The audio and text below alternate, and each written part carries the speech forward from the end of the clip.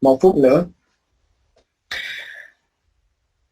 Trước đó cho thầy hỏi một cái, các bạn đã học qua hai môn, đó là môn pronunciation với lại môn introduction to linguistics. Các bạn học hai môn này chưa? Học rồi thầy. Ok, tốt.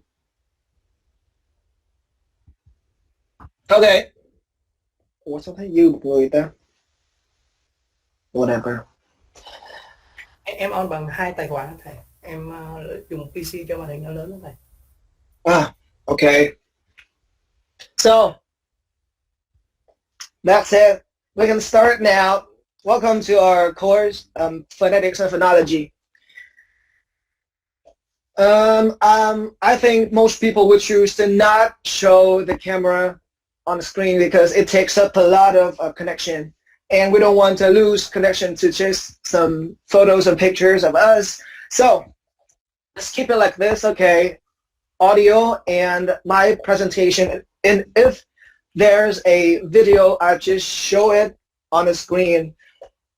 I hope there's not any technical problem, because yesterday when I was giving this lecture to another class, there was a technical problem that didn't allow us to watch. So I hope today is not going to happen. Next, just so you know, I am a very fast speaker, even in Vietnamese or English, but whenever I teach, I try to slow myself down. I mean, I try to put myself in control. But sometimes if I get too fast, or if I say something too vaguely that you don't really understand, please ask. Okay, in this class, I encourage you to ask. You can even interrupt me if you want. If there's any urgent thing, urgent issue, you can just interrupt me. Ask before you and I forget everything. And if that's not any compelling or urgent problem, you can just ask me via email later. That's no problem. Just want you to know that. Please ask anything. Okay? Don't be afraid. Don't hesitate to ask.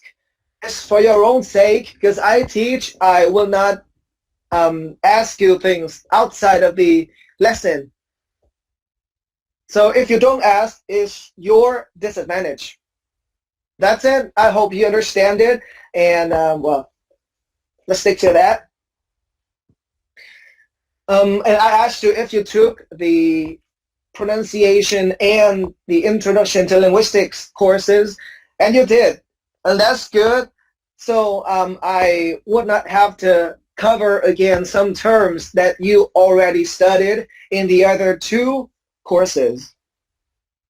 And I hope that you still remember. Anyway, if you don't remember any term that's going to show up in the presentation, you can just ask me. And I will ask some of you to answer the question, because I don't want to repeat that. You will. That's it. So it's clear, right? So we can start now. Well, I don't have to introduce myself. I don't have to. So remember, I already told you on Classroom that this course is not the pronunciation or any advanced pronunciation course. This is something about science. We are dealing with science, not pronunciation, not that. And you also learned that, you know what it was. In this course, actually, we are studying two subjects, not just one. That's why our lessons are quite jammed, packed. There's a lot. So I'm trying my best to just cover everything in the simplest and clearest way for you to follow. I hope so. And if there's something not going that way, please tell me. Let me know. Okay. The two subjects in this course are phonetics and phonology. They are two different things. They are not the same. Okay. Remember that. First thing, they are not the same. Phonetics is not phonology. The only thing in common between the two, is this. You will learn again these symbols and not just learn and produce the sounds that they represent. You will learn the science behind them. Like, why did people invent this thing, this system of symbols? And how can we apply that into sciences? I know that you are going in the translation and interpretation direction. That's okay, no problem.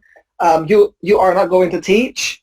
That's why I'm not going to focus much on teaching, but I'm going to focus on how you can improve your pronunciation. Although you took it, right? You learned the pronunciation, but this thing is going to make it more advanced and deeper.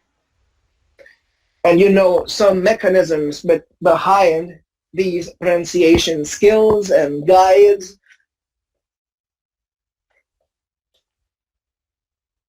Now, everything has been on Classroom, the textbook.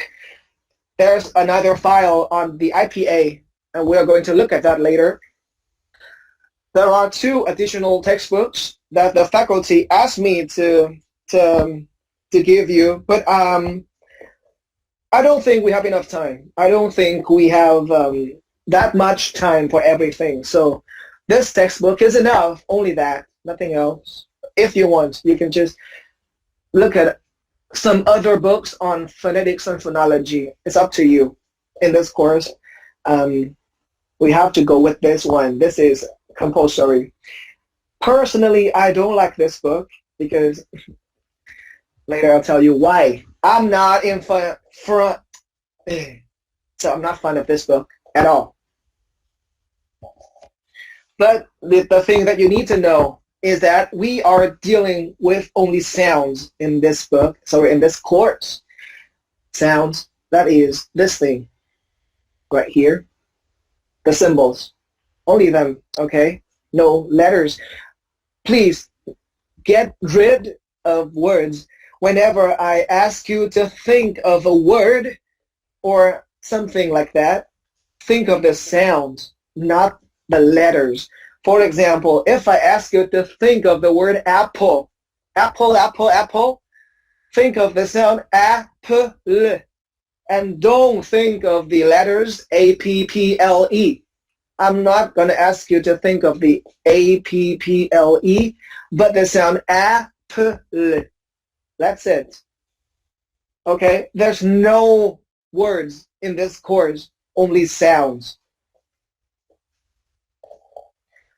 So because of the vast amount of knowledge in this course, I highly recommend that you read the chapter or chapters before coming to class, before listening to my lecture.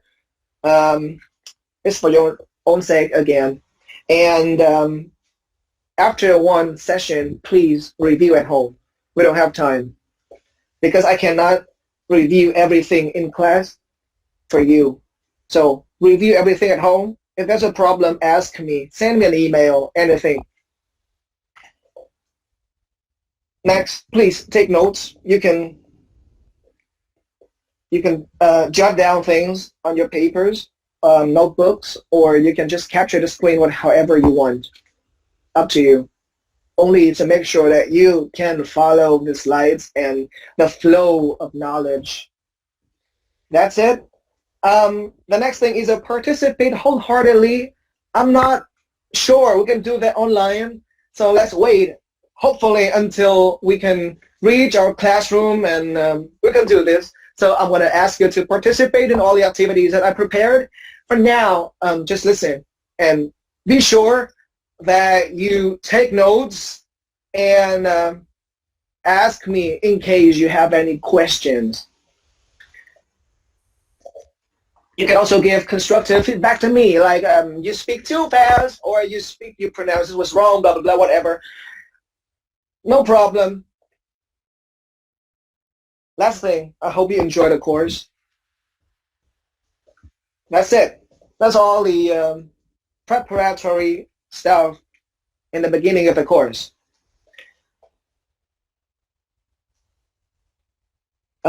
regarding the course assessment, it's just, I think it's the same as the other courses that you took and you will take. You have the biggest final exam that takes up like 70% of the whole overall score. The midterm exam, which is less serious, is only 24%. And the last thing is the ongoing assessment, like everything that's going on in class, during class time, during the lecture and the session. Not much, because I'm just gonna give some expected quizzes. Expected. That means I'm gonna tell you next week we have a quiz. Please review everything. And remember, I said everything. Not just the lesson from that day, but everything that we have learned so far up to that point. That's meant by expected quizzes. Okay, sometimes I'm going to give some challenging questions, and if any one of you can answer that question, you're going to have a bonus. The bonus is added directly to the overall score, not to the ongoing assessment. I wrote it here because it doesn't take up space. That's it. I think that's enough. No. Okay. Now, because I told you that phonetics and phonology are two different things, and how different are they? We are going to figure it out right now. Now, you see, if you look at the two words, you see that there's something in common. Phonetics, phonology. And that thing, that root, if you have taken the morphology course, you know, phone comes from Greek. That means sound. And you're gonna, so you see phonetics, phonology. So the X is also Greek, and that means matters relevant to something, something. And now phonetics, that means we are going to learn the matters related or relevant to sounds. That means phonetics deals with the description of a sound. You can say that sound is strong, that sound is high, that sound is too low, blah, blah, blah. Stuff like that. Something that helps you describe the sound. It's bright, it's low, it's so high, it's central. These things you will learn. Okay. And the next thing is phonology. Remember, whenever you face this logy, that means a study. So phonology is a study of sounds. And unlike phonetics, in phonology, we are dealing with the distribution and the functions of sounds, not how they are. We don't describe them here in phonology. For example, I say in English, if you hear the sound after a noun, you are pretty sure that that noun is in the plural form. 90%. Even in case, cases. So that sound, whenever you hear it, you know that, well, it's either a plural noun or the verb in the third singular person. That is phonology. Or whenever you hear the t sound after a verb, you know that it's a past tense most of the time. That's a function and a distribution of sounds, and that is phonology. So you see, you can imagine phonetics is the science that says the sound is this and that, the sound is blah, blah. How we produce a sound is phonetics. And in phonology, it's more like the rules of the sounds. For example, Vietnamese phonology, we do have that, but nobody has really studied that in depth. For example, in Vietnamese phonology,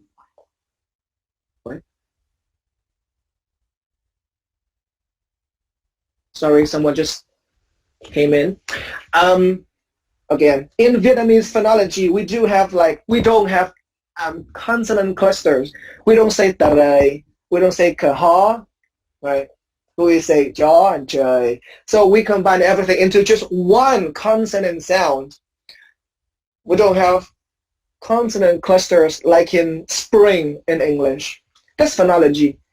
Phonology allows or doesn't allow something and something related to sounds in a language.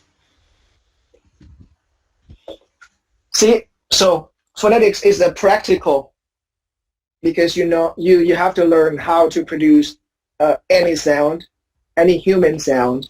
And for phonology, it's something that's going on in your mind that governs sounds in a language. The first half of the course will be dedicated to phonetics. You are going to learn how each sound in English is produced. And the other half is for phonology.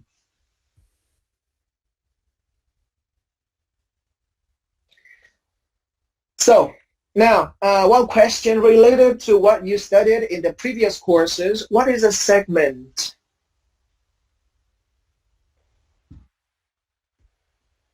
Anyone remembers? What is a segment in linguistics or in phonetics?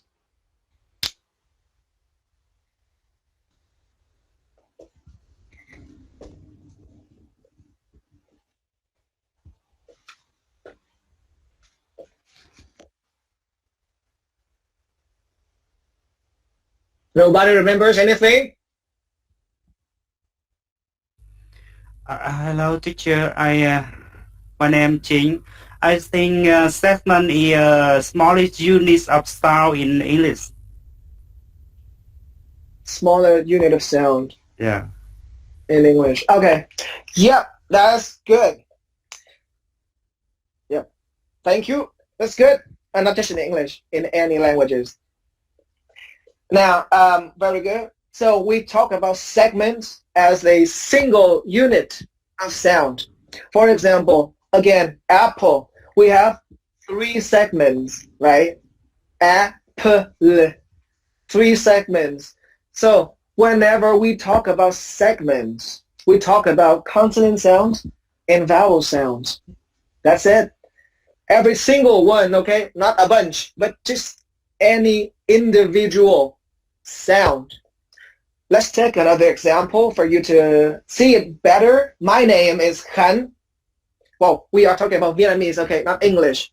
So my name is Han. So if you write it down, you're going to write 5 letters, K-H-A-N-H. And also a tone for my name is Han, not Han. Now, if you pronounce my name in Vietnamese, how many sounds are there? 3. You have h, a, n, right? That's why I just want you to think of sounds. My name has only 3 sounds, so 3 segments. And what's special about my name in Vietnamese? My name has a tone, and the tone is not a segment, or we don't call it segment. It's something we call suprasegment or suprasegmental aspect.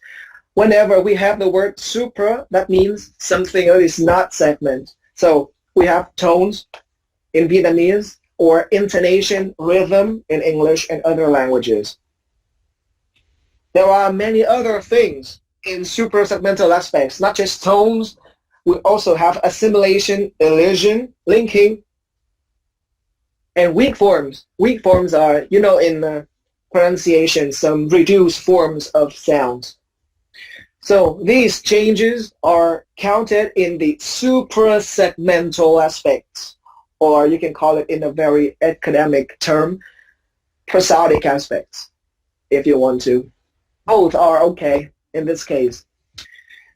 Remember, again, segments are any individual sound, and we can say consonant or vowel sounds in any language.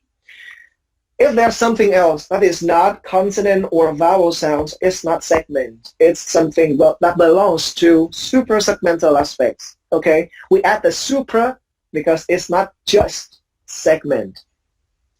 Beyond segment. Okay. Remember, if you don't understand anything, ask.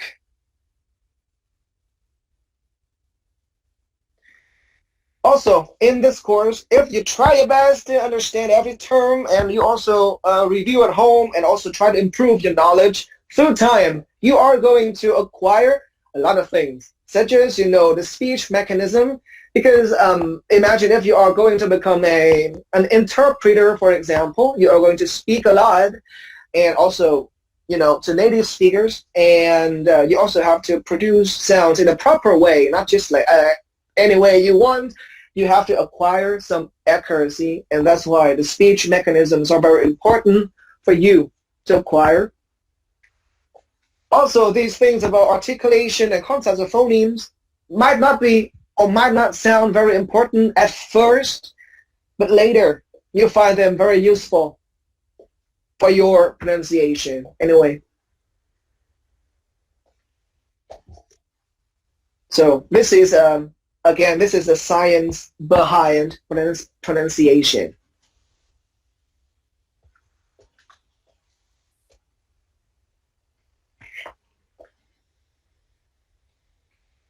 So this is, again, the same thing.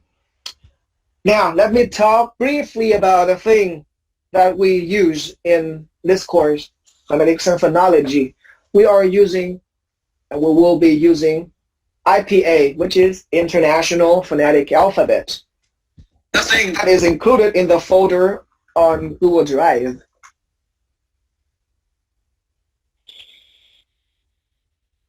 You must have learned everything in the pronunciation course, but have you ever wondered, why do we need another alphabet?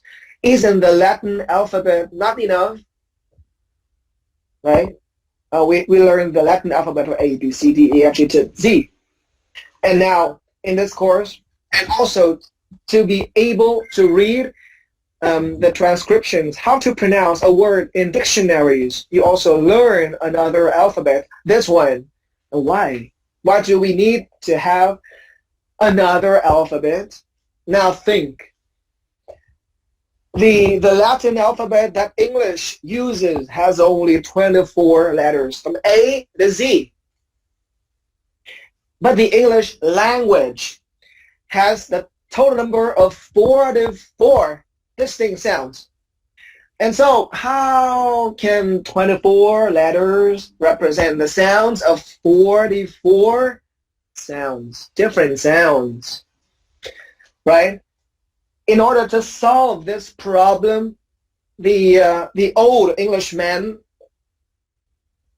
used digraphs just to be able to represent some sounds, some other sounds. For example, SH is written or sh because no single letter in the alphabet can represent a sh sound.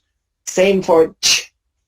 And even worse for the TH. The TH is it's a problem not just for us learners, but even for native speakers, because sometimes they don't know that TH is th, like in thing, or the, like in the article.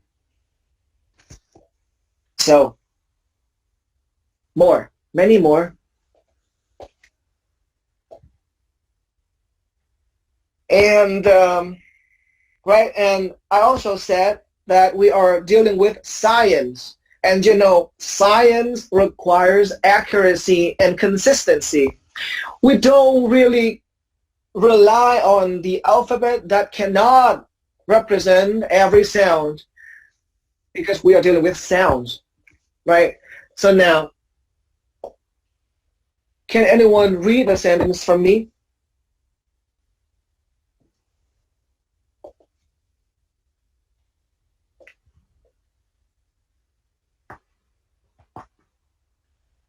Anyone?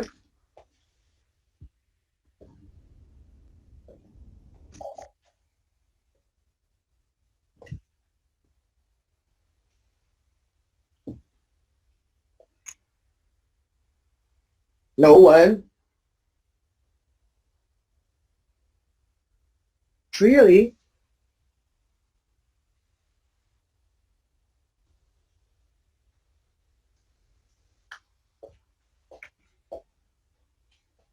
None of you.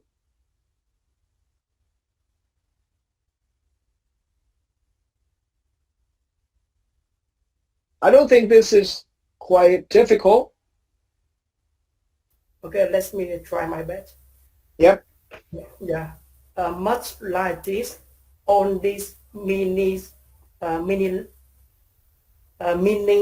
meaningless and indecipherable simple right. Yeah. One tiny mistake, indecipherable. It's a long word. Indecipherable. Quite long, but yeah, you did a good job. Yep, that's it. So, you see, and well, maybe you need time to master the IPA first, and we are going to do that in this course. So you see, um, English spelling has a problem that through time, many rules have changed, but the pronunciation stays the same. That means people many times reformed the spelling system in English. That's why you have the final line in this slide. You have 6 words that have the same vowel, not vowel, sorry, the same vowel spelling, right? O-U-G-H. 6 words with the same thing like that, but they are pronounced in 6 different ways, not one. Anyone want to give a try?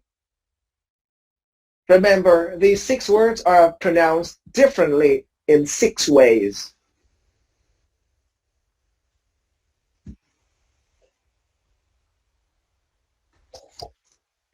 Nobody wants to give a try.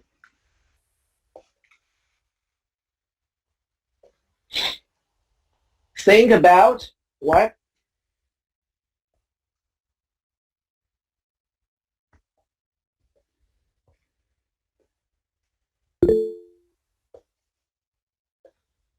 There's no ending sound because I only put the O-U-G-H in bold. Nothing else. It's the vowel sound, not the consonant or the final sound. Let me do it for you. Now, from the left to the right, first you have the word though, and then you have thought, then through, thorough, tough, plow. 6 ways of pronouncing one combination of letters. See, the English spelling is not reliable, and we are dealing with sounds only. Many native speakers of English also have to look up in the dictionary the words that they want to pronounce because they don't know, and if they try, it can be wrong. If you watch on YouTube or maybe on Facebook pages, you're going to find some videos about native speakers pronouncing wrong some English words. That is not something rare. That's so popular, especially some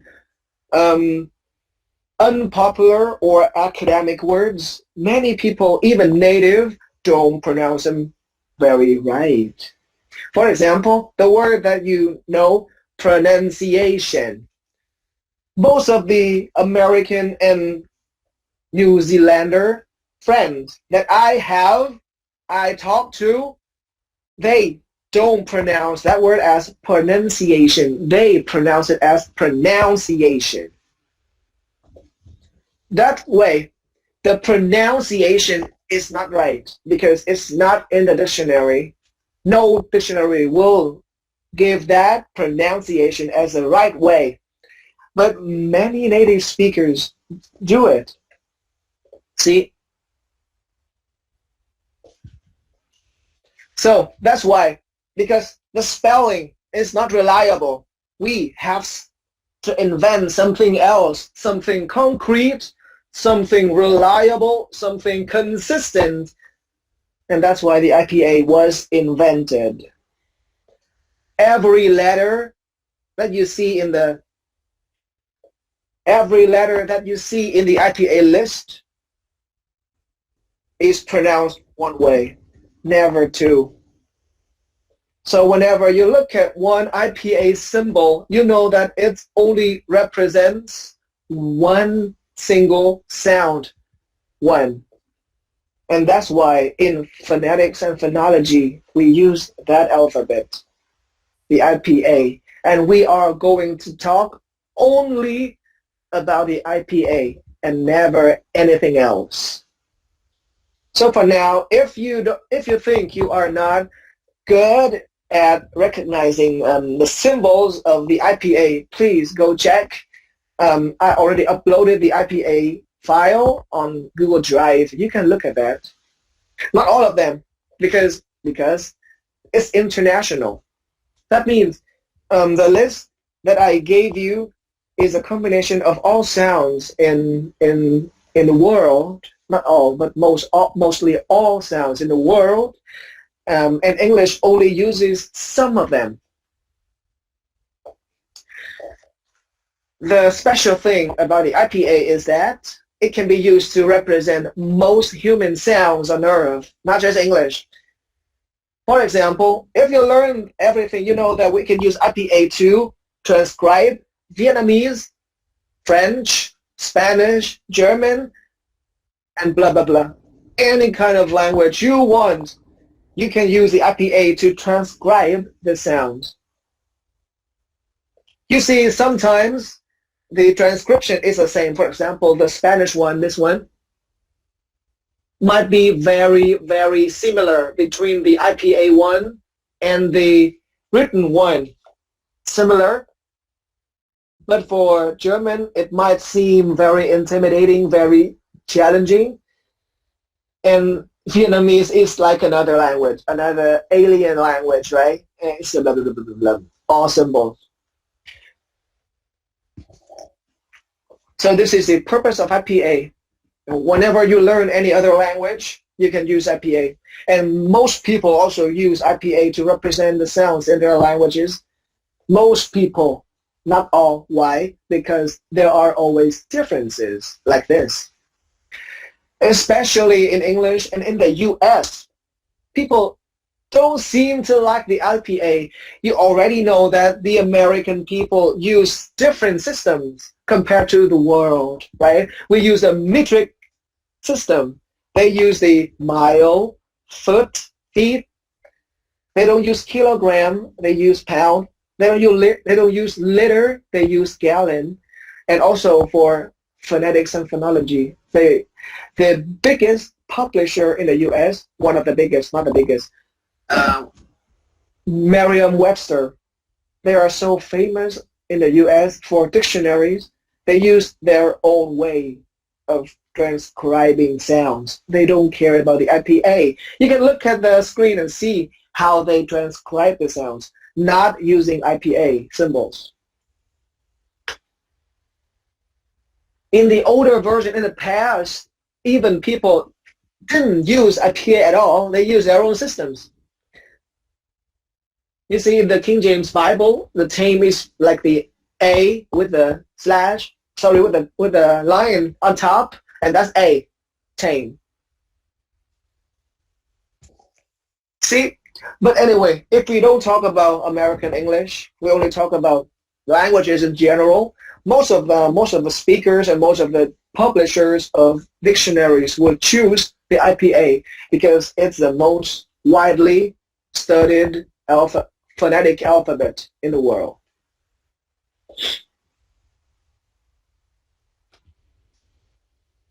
So again, let me show you the unreliable thing of the English spelling and English pronunciation. Now let's listen to this.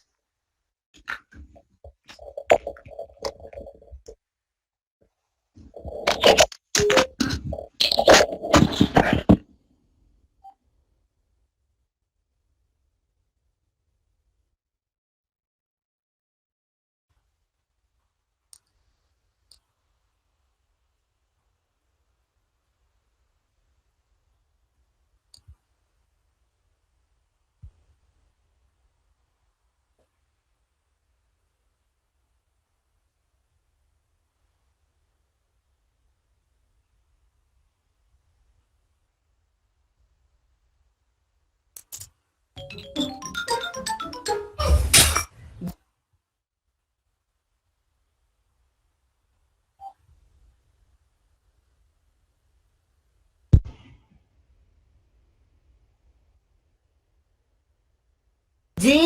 G O O O G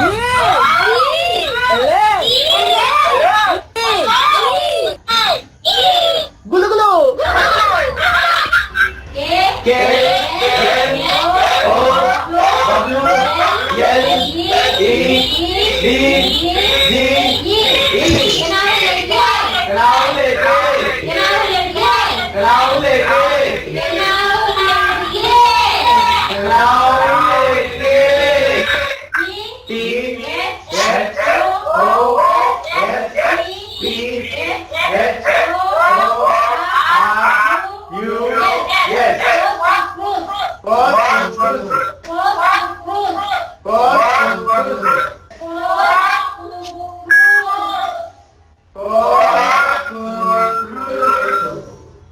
D A N G E R O U S Đăng đăng ơi đăng đăng ơi đăng đăng ơi đăng đăng ơi đăng đăng ơi đăng đăng ơi đăng đăng N S T U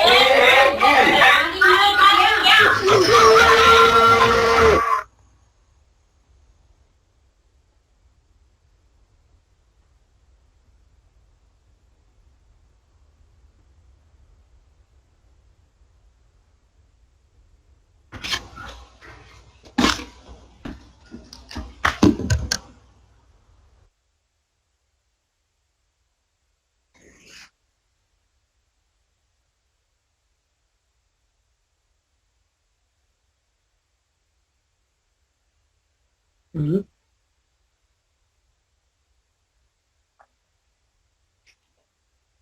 Okay, so I hope you see that English spelling is like that. This video is quite mean, but you know it shows that you know the spelling of English, you know how to spell every letter of a word in English, but it doesn't guarantee you can pronounce a word correctly at all. Well, if you follow common sense, right? So let's continue the lesson. This is one of the most important things in this course that you need to remember. We have to distinguish dialect and accent. Remember, that word is accent, not accent. Accent. When we refer to anyone's accent, that is the way of speaking, only sounds. So you might sound different from me, and because you have another accent, a different accent to mine. That's it, nothing else.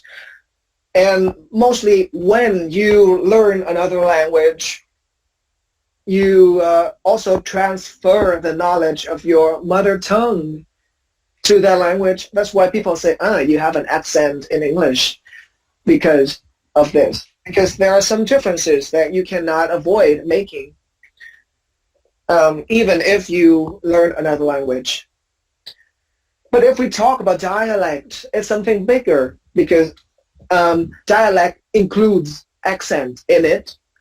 When we talk about dialect, we talk about different word choice, different grammatical structures, everything. For example, in Vietnam, we have the northern dialect, we have the southern dialect, and we have some central dialects also. And that is only in Vietnam, right? Only with around 90 million people. Imagine English. Only in the US, we have more than 200 million people. They have countless accents, not dialects.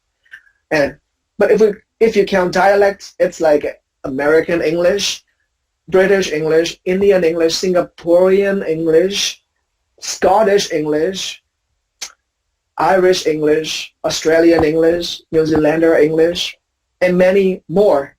Not just that, they're all dialects, and in each dialect they have different accents too. For example, I will talk a little bit differently from someone from Minh Tây, for example, and also different from someone from the other regions in the south of Vietnam, although we are using the southern dialect. We use the same dialect with different accents because we speak in different ways.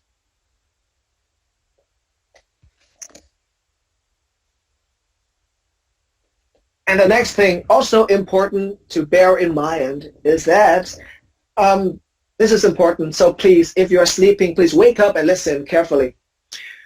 You also know that there are two different terms. That is phonemic and phonetic. They come from nouns that we learn now. Phoneme. If you already took the introduction to linguistics, you know phoneme is, according to their definition, the smallest unit that has a meaning in blah, blah, blah, blah.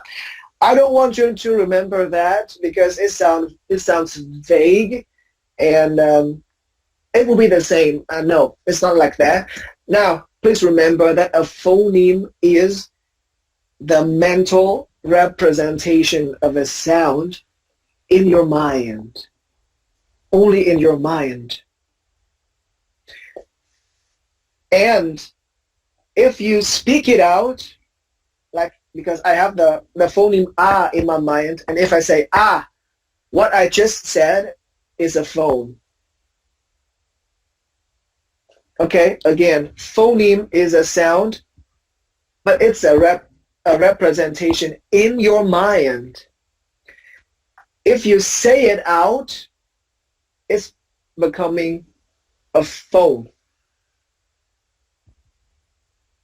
Okay? This is important because for phoneme is something in your mind. So if you change the phoneme, you're going to change a word. Look at the final line. You have kit and kid. The difference in phoneme d to t changes the meaning of the word. Although in speaking, it's not very clear to notice the difference.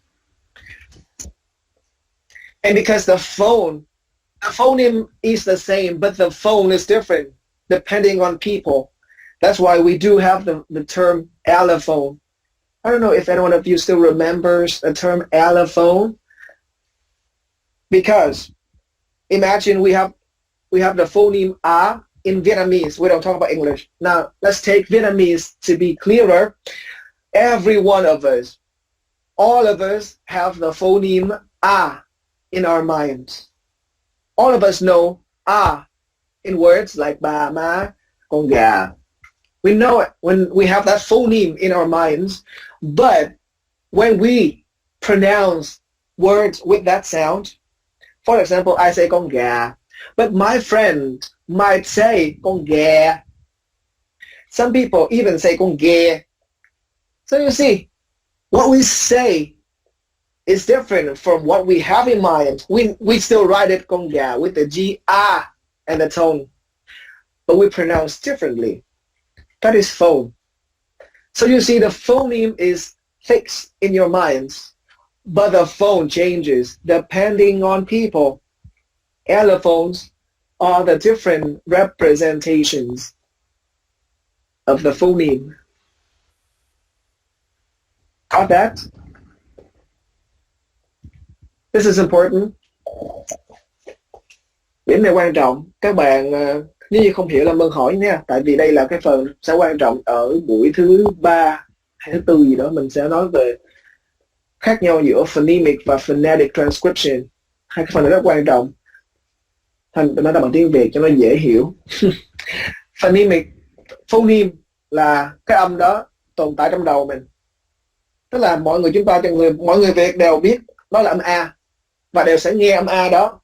Tuy nhiên mỗi một người, mỗi vùng miền khác nhau, chúng ta sẽ tạo ra cái âm đó khác nhau. Như thầy nói hồi nãy, thầy sẽ nói là con gà, nhưng mà một số người là con ghè, má tao sẽ là mé teo chẳng hạn. Thì đó là những cái allophone của cùng một cái phoneme A. Tại vì phoneme nó không bao giờ đổi, phoneme sẽ nằm trong đầu mình thôi, nó là âm A. Khi mình nghe quen, mình sẽ tự hiểu cái người bạn đó nói con ghè tức là con gà, và nhà teo sẽ là nhà tao chẳng hạn. Mình sẽ nghe được điều đó, bởi vì mình cũng biết mình sẽ tự động ghép cái allophone đó với cái phoneme đúng của nó là phoneme A thôi. Ok, nó là như vậy. Allophone, phone là những cái mình tạo ra bằng miệng ha, còn phoneme chỉ nằm trong đầu và nó không bao giờ ra ngoài. Cho nên tất cả những cái khác biệt gì đó nằm ở phone, không nằm ở phoneme. Và những cái khác biệt của từng người nói sẽ là những cái allophone khác nhau của cùng một cái phoneme đó. Tiếng Việt có rất nhiều allophone nhé, tiếng Anh có vài cái chứ tiếng Việt nhiều lắm. Nhưng mình mới nói âm A thôi đúng không? Còn người Việt mình, như là miền Nam hay nói nhà quê thành nhà quơ chẳng hạn, thì cái âm ơ đó cũng là một cái allophone của cái phoneme E trong đầu mình. Ha. Và đó là lý do mình chỉ có allophone, mình không bao giờ có khái niệm allophoneme, tại vì phoneme không bao giờ đổi, cho nên không có allo gì đó hết. Allo là cái root ở trong tiếng Hy Lạp, nghĩa là khác ha. Allophone tức là âm thanh khác, có nghĩa là những cái phiên bản khác nhau của cùng một cái phoneme. Và do đó chúng ta sẽ có hai tính từ là phonemic liên quan tới phoneme, tức là trong đầu mình, và phonetic là những cái liên quan tới cái âm mình tạo ra. Cho đó cái môn này chúng ta đang học là phonetics, nhưng mà nghiên cứu những cái mình phát ra nè. Phải nói nó mới có âm để mình nghiên cứu, chứ không nói ra trong đầu không sao biết cái âm nào mà nói mà nghiên cứu, đúng không? Okay, I hope I made it clear. So you see, in dictionaries, everything that you find in dictionaries about how to pronounce a word is written in phonemes. Remember, the transcriptions of words in dictionaries are written in phonemes because it's just the way that should be pronounced, but no one really pronounces words that way. For example, if you look up in dictionaries, you might find the transcription for the word important as important. Clearly that way, no native speakers would do it unless they are in extremely formal situations. Most of the time, even even American and British native speakers of English, they would say important. That's it. You never hear the tent at the end. So it's not like in your dictionary says. Okay. So what you see in dictionaries are phonemes, but the thing that native speakers actually say are phones. And also when you speak Vietnamese and also when you speak English, you produce many allophones and phones.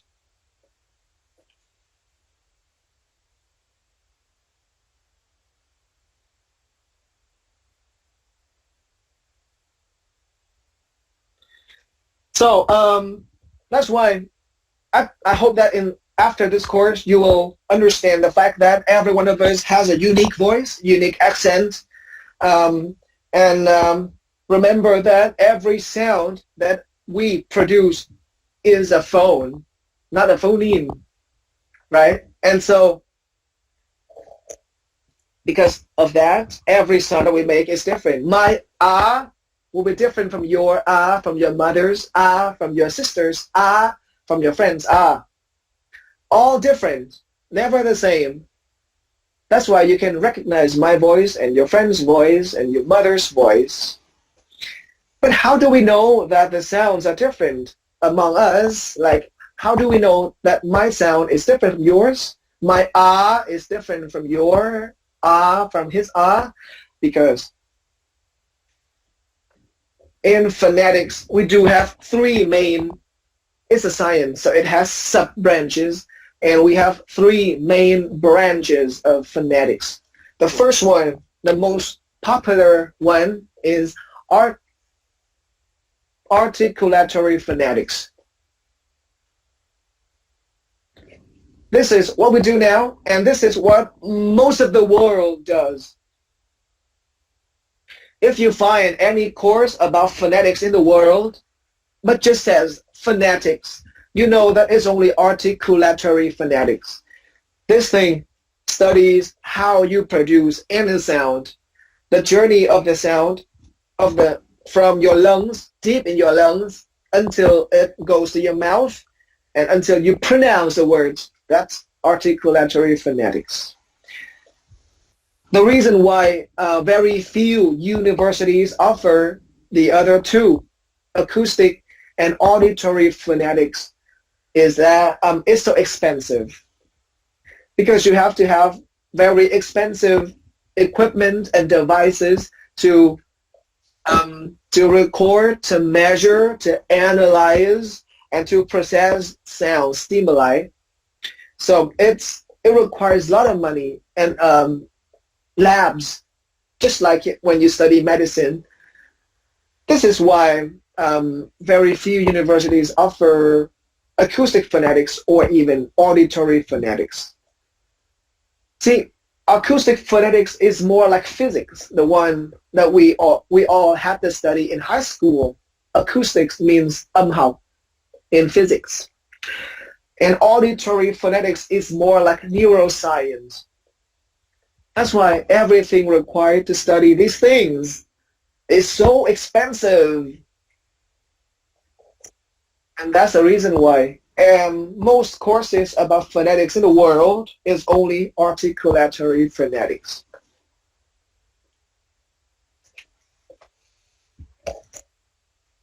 And okay, back to the question, how do we know that my ah is different from your ah? Because in acoustic phonetics, if you record a voice, you have something like this, sound waves. And when you look at sound waves, you know exactly, the frequency is different, the amplitude is different, blah, blah, blah. Everything is different. Although we are pronouncing one sound only, all of us pronounce one word or one sound. All of them are different. If we look at the spectrogram on the program like this, so acoustic phonetics tells us that all of our sounds are different. Everything is different. That's why I also encourage you, even in your minds, please don't judge. Like, his accent is so fan, his accent is so Yahweh. Don't say that, okay? Because that makes up the whole identity of us through our accent. Some people try to change their accent to fit in with people, but I don't think it's a good idea. If you switch your accent, it's like it's not you. You grew up with that accent. Why should you change just to fit in with the people you don't care about or you just meet, right? Yeah, remember that. Don't judge. Just think of the differences as different accents, different uniquenesses in the world. And also, please also note that I don't like the word standard, because that standard is like exaggerated. People say, you should know the standard, you should blah, blah, blah with the standard. But in science, standard is something unreachable.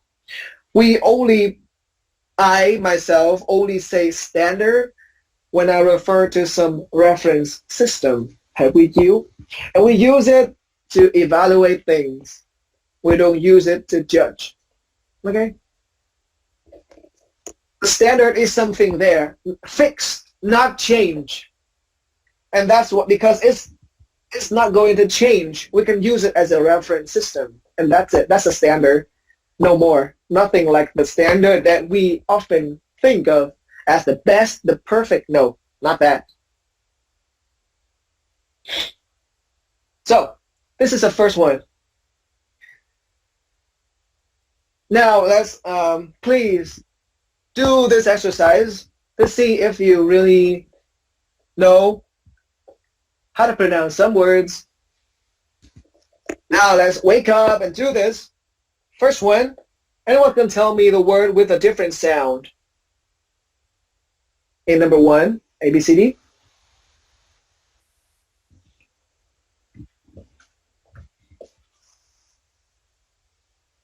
I think it's C. Yep. Very good. And why? How do you know? Because technology said in IPA the CH they cut K. Yeah. Yeah, thank you. Well, the question I asked is, how do you know that means, how do you know the CH is pronounced K and not ch like the other words? This is a question that you will deal with in phonology, not in phonetics. But let me answer that for you. Technology, because the techno is taken from Greek. It's not English. It's not English. It's adopted from Greek. And for words taken from Greek, every CH thing becomes a K in sound. This is phonology, not phonetics. In phonetics, you only know that, well, that's like in dictionaries, it says technology, not technology. Yes. But yeah, in phonology, it will tell you that, well, CH from Greek is pronounced K, like in the K sound, and never ch.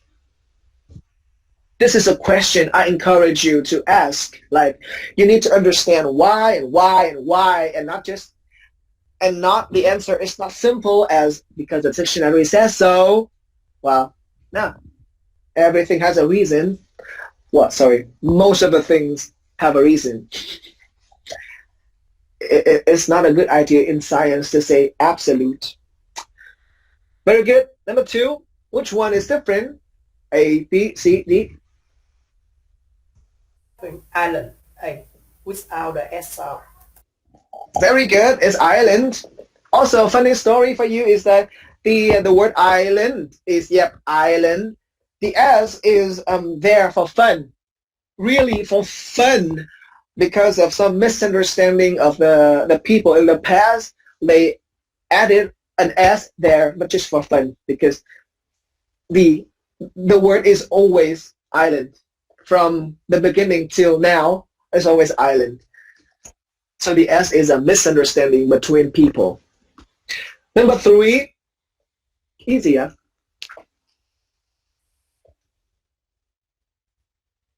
Work. Very good. Work. Mm-hmm. Yeah. And number four,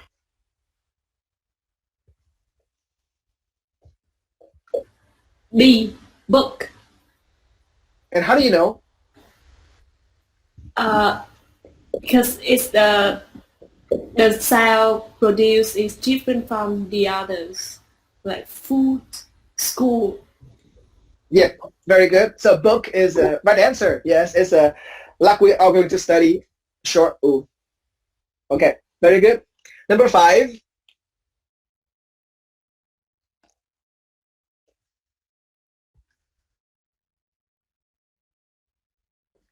Look carefully.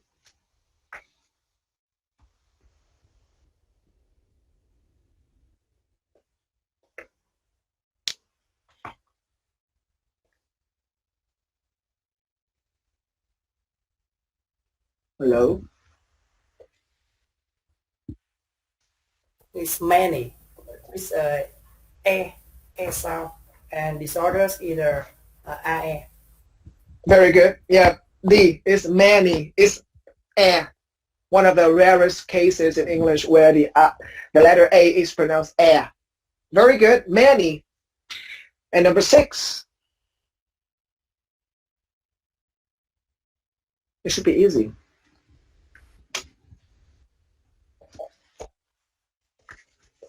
I think C. You think it's C? Yes, it's pronounced And how about D? yeah, R. Mm-hmm. Yes. Anyone Yes. else? Yep, thank you. Anyone else?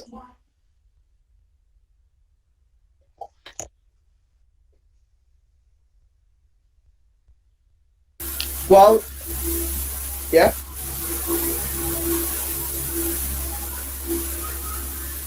Who turned on the mic?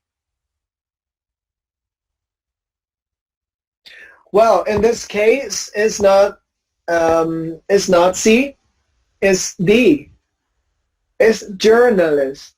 So journalist is a. And the other 3 have a, ambitious, background, and humanitarian. 3 âm đó là âm ai ha? Number 7. C. Subtract. C. Subtract. Yeah, this is easy. The other 3 are all, talk, daughter, walk. Number 8. Now let's speed up. Speed up.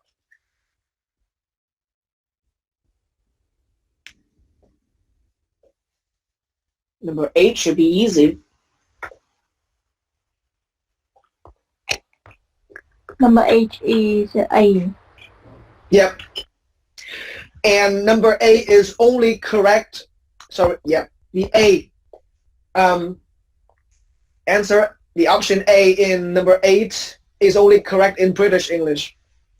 But anyway, yeah, A is personal. Number 9. Number 9 C. Excellent. And how do you transcribe the sound? Wonder and Yeah. Very and the good. other is O U how to say lotus. I know. Yeah, Yeah. it's O. It's photo below and lotus. But for wonder, you have the symbol cái dấu ớ, right? That's it, wonder. And the last one Last one is A. is A. It's Yeah. D.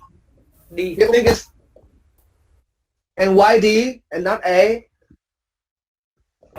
A, B, C, and the exceptional with the it is sound. It should be wicked, crooked, and cooked.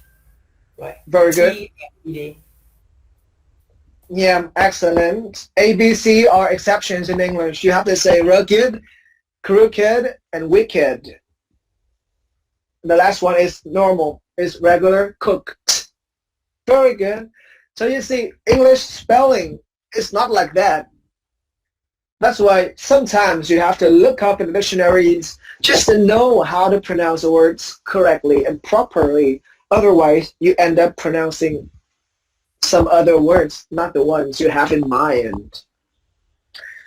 Okay, the next exercise is not about pronunciation, it's not about segments, but it's about super segmental aspects. Now tell me the stress. You know, in English, there are 2 stresses, right? 2 kinds of stress, primary stress and secondary stress. In this exercise, I only care about the primary one. Tell me where the primary stress of each word is. First one.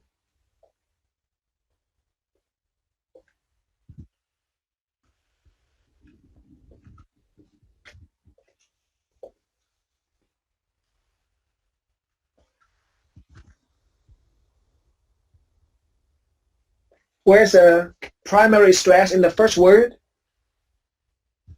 It's A. Very good. It's the first one. It's sabotage. Number 2.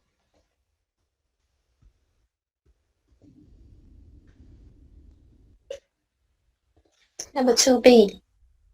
And pronounce the word, please.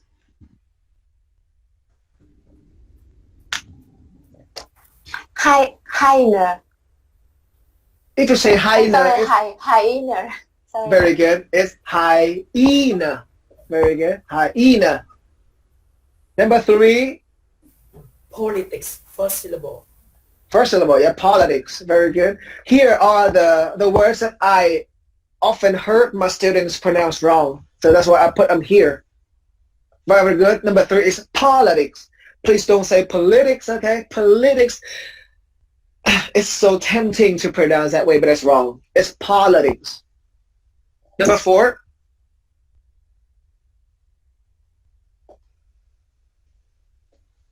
One of the trickiest ones. I think C. You think C? And pronounce the word, please. Advantageous. Excellent. Yeah, because most people will say instinctively advantages. But no, you know, English is weird. When you change the form of a word, it changes the stress too. So you have advantage, yes, but advantageous is an adjective. Advantageous, remember, advantageous. Same for disadvantageous, same. Number 5, I hate this word. I hate it when people. It's what? It's stress on the first syllable. Excellent. Yeah. Comment. Yeah, please. Very good. Please always say comment and never comment. Facebook. On Facebook, people say, please comment on my face. No, not comment. Comment. Excellent. Number 6. Third syllable. First syllable and pronounce the word, please. Okay. Hierarchy. Hierarchy. Very good. Hierarchy. Excellent. 7. Nation.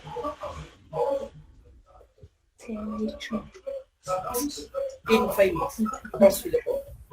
It's a first syllable and you pronounce it. Infamous. No. Yeah. Because you don't stress on the A. You don't say infamous. You say infamous. Right? Without the in, it's famous. Yes. But with the in, you say infamous, not infamous. Infamous. You see? That's it. That's English. Weird, strange. No rule. Number 8. First syllable. Excellent. I also heard many students of mine say something like, oh, many teenagers. Nah, teenagers, no. Teenagers. 9. Photography. Photography. Photography. How do you pronounce the 9th word? Photography. Excellent. It's stressed on the ta. Photography. In phonology, you will know that, you will learn the rule that the stress falls before graphy. Always. Photography. Always. Ography. Last one. Painting.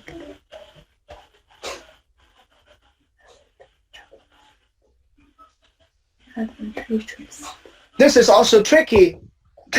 This doesn't follow any rule. This word is very challenging. How do you pronounce the word?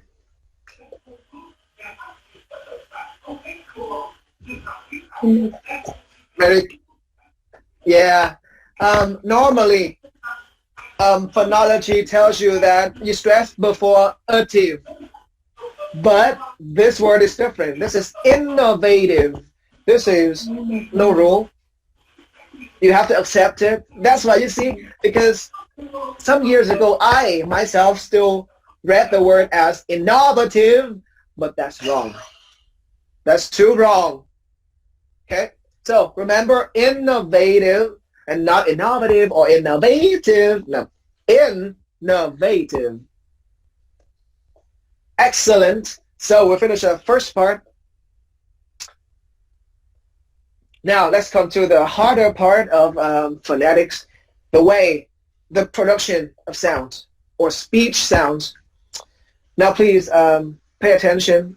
It is getting more challenging from now because we are going inside into our organs and see how they function to produce sounds. Well, because of the failure, so you see the problem is still there. So I cannot show you the video, so I have to do it myself. Anyway, you will look at some terms that in phonetics you have to know. The first one is one of the goals of phonetics, which I should have followed, but no, I end up teaching here. Instead of becoming a speech therapist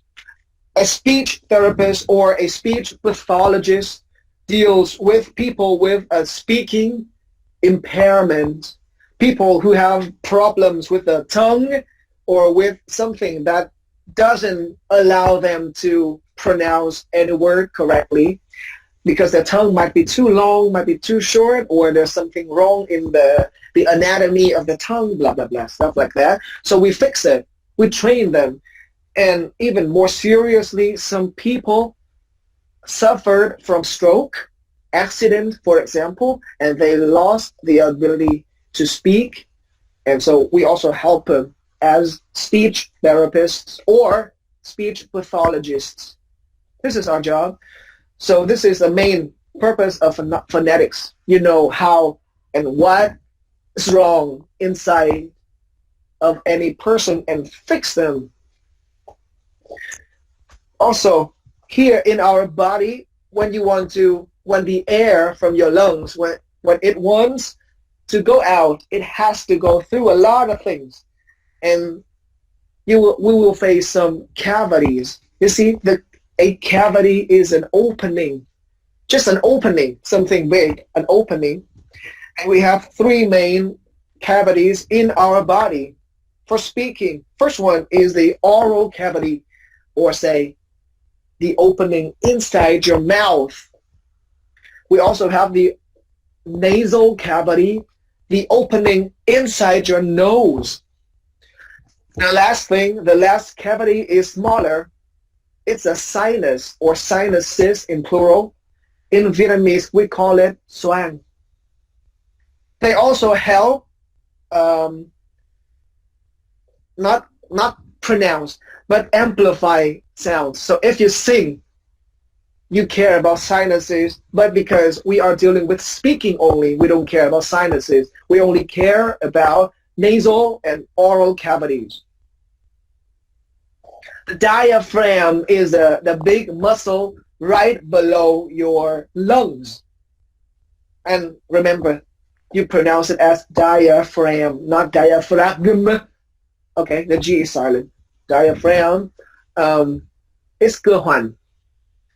It's the thing that allows your lungs to push the air out or suck the air in. If you do yoga or if you sing, you know the importance of the diaphragm in breathing. We skip the phonation, voicing, and resonance. We'll talk about them later. Because if you don't watch the video, you don't have to know them. Now, we have to talk about the vocal folds or vocal cords. These terms are the same, but the vocal cords are, it's an old term. Now, we don't prefer that. We prefer saying that vocal folds. Why? Because imagine if you call something a chord, it's like a string. Nói tiếng Việt cho nó dễ. Thuật ngữ này nó phiền lắm ha. Tức là hai thuật ngữ đều đúng. Nhưng mà phần lớn những người nghiên cứu về phonetics and phonology họ sẽ chọn cách gọi cái dây thanh quản của mình là vocal folds and not vocal cords. Tại vì Khi mình gọi nó là chord, nó như cọng dây vậy. Nhưng mà thực ra lát nữa các bạn sẽ thấy, thực ra hai cái dây thanh quản của mình tiếng Việt cũng gọi là dây, thì nó hơi sai đó, tại vì không có từ cho nó. Thực ra cái thanh quản, cái dây thanh đới là nó như nó rất là dày, nó có bề dày, nó có bề ngang. Các bạn có thể so sánh là nếu các bạn gọi là vocal cords thì các bạn sẽ giống như là cọng miếng vậy, nó mỏng te vậy đó, cọng miếng. Nhưng mà nếu như các bạn gọi nó là vocal folds thì nó như cái miếng bánh phở, thì nó rất là dày. Ok, cái bảng của nó rất lớn ha. Cho nên bây giờ sau khi người ta nội soi và nghiên cứu thể loại thì người ta thấy là hai cái dây thanh quản của mình, thanh đới của mình thực ra nó là hai cái mảng luôn, nó có bề ngang, cho nên gọi là vocal cords nó khá là sai, nó sai về hình dạng á, cho nên người ta sẽ gọi nó bằng cái tên là vocal folds, tại vì một cái fold là một cái mảng chứ nó không có phải là một cọng. That's it. That's a term you should know. Okay. For now, in our class, I will call them vocal folds and never vocal cords. The last one is something you know for now and you can forget later. Trachea and the bronchi. Trachea is the khí quản, and the bronchi is the phế quản. It's plural. The singular is bronchus. Tại vì phế quản mình có hai cái, nên nó là plural. Bronchi. Now we can forget them because you don't deal with the anatomy of the respiratory system. Okay, we should have watched this video, but sorry for the technical problem. I tried to fix it, but my computer is too old. Sorry. So I have to do it myself. Now, in order for all of us to produce any sound, we have to go through 4 stages. Right? From 1 to 4, we have the respiration, we have phonation, we have resonance, and we have articulation. 4 stages. Please remember the 4 stages. The first one is respiration. Is simply breathe in, breathe out. And you see, if you breathe, normally you don't make a sound, right? You say, most of us don't breathe like unless we're tired, right? Normally when you breathe, you don't make a sound. However, in order to speak, you have to breathe in, and you speak while you're breathing out. That's why your diaphragm will force your lungs to suck in the air and then push the air out. This is the first stage. Air is sucked in and then pushed out. But then in this case, in the first stage, it's only air. Okay? The second stage is phonation or voicing. Remember the word phone, sound, and ation in English means creation. So phonation means the creation of sound. So right here, you see when the air is pushed out from the lungs, it has to go up, right, from the lungs. The air goes up until it reaches our vocal folds. Right there, right at the moment here, you can see this is our vocal folds looking from the top. Nhưng mà các bạn, nó hơi ghê, nhưng mà các bạn có thể cắt lát cái cổ ra và nhìn xuống, các bạn sẽ thấy đây là hình dạng của cái vocal folds của mình, đây là thanh quản của mình á. Thì các bạn thấy ha, nguyên một cái miếng đó, cái miếng trắng đó với lại cái phần màu hồng xung quanh, nguyên cái miếng đó là một cái vocal folds, nó có hai cái như vậy. Thì các bạn thấy vocal folds sẽ là cái di chuyển đường khác, nó sẽ ra vào. Thì đó, khi các bạn thở thì nó sẽ tự mở ra đóng vào bình thường. Khi các bạn nói thì sẽ có 2 trường hợp xảy ra. Tại vì các bạn nhớ trường hợp ở giai đoạn 1, ở cái respiration, toàn bộ chỉ là hơi thôi, nó chỉ là khí thôi, nó không có ý nghĩa gì cả, nó chỉ là air, hít vào hít ra hết, hít vào thở ra hết. Khi cái khí đó nó chạy lên và nó băng ngang qua cái vocal folds này thì sẽ có 2 chuyện xảy ra. Thường các bạn sẽ thấy là người ta nói là cổ mình nó sẽ rung lên, nó là do không khí nó chạy qua 2 dây thanh quản này, và 2 cái thanh quản, 2 cái thanh đới này nó sẽ khép hờ lại. Các bạn nhớ ha, nó sẽ khép hờ lại chứ nó không có khép luôn là không có nói. Còn nó khép hờ lại thì cái khoảng không ở giữa, nếu như nó rộng thì không khí qua thoải mái, nhưng mà nếu như cái khoảng giữa mà nó hẹp, tức là cái chỗ, cái opening của nó quá nhỏ, thì không khí sẽ phải luồn qua, và khi nó luồn qua như vậy thì nó sẽ làm cho cổ họng mình rung lên, và cái rung đó chính là cái tần số. Cái rung đó sẽ quyết định coi giọng của một người là cao hay thấp, nam hay nữ chẳng hạn. Nam nữ thời kỳ, nhưng mà cao hay thấp.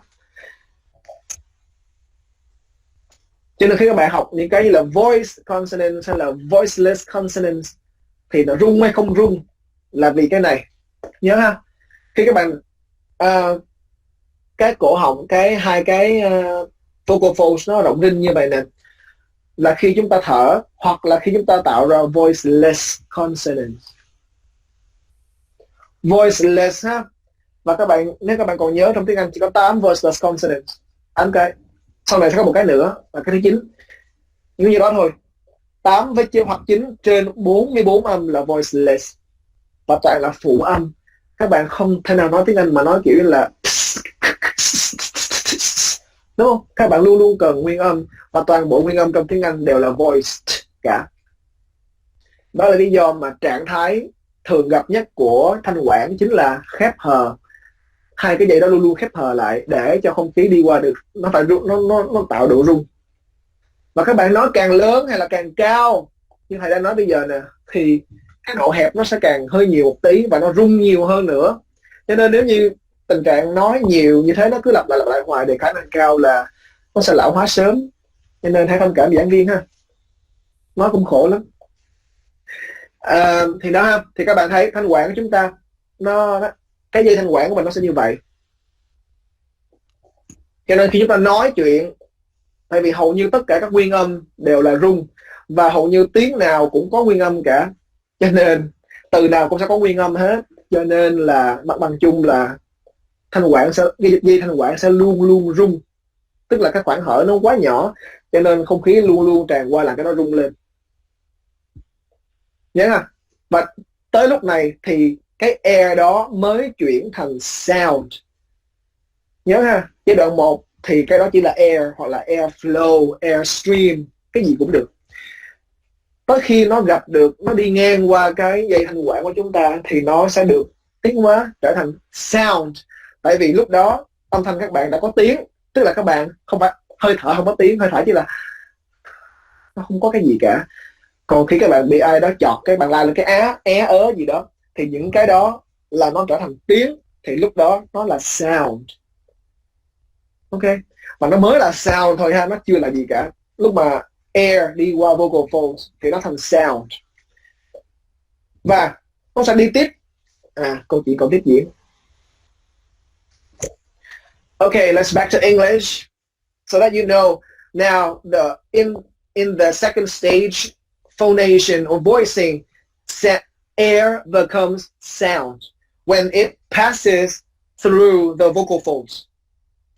Oh, and then when it goes up higher, you see, because it has to go through the nasal cavity or the oral cavity, because the cavities can make the sound echo. So the sound will resonate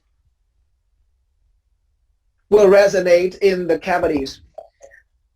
And the fact that the sound resonates increases the intensity.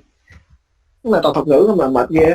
Nó đơn giản á, đó là khi mà nó tới những cái khoang miệng, khoang mũi hoặc là những cái xoang thì nó sẽ được khuếch đại, âm thanh được khuếch đại lên. Thì đó là tạo độ lớn của âm thanh ha. Các bạn nhớ khi mà cái sound nó ở vocal folds, nó ở dây thanh đới của mình thì nó mới là âm thôi. Tức là nó có cao độ, nó chỉ có lớn.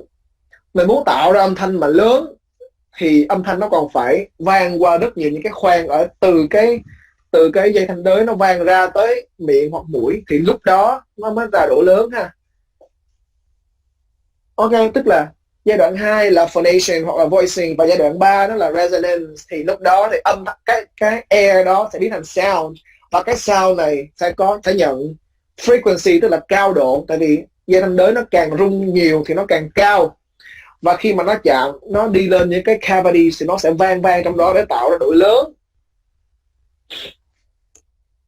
Thì ở hai giai đoạn này thì đó là sound, và sound này sẽ nhận cao độ và cường độ.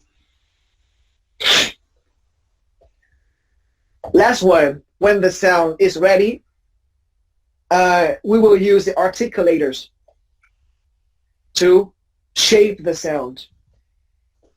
Every language requires the articulators to function in a different way. That's why you see, if I speak English, I sound a little bit different from when I speak Vietnamese.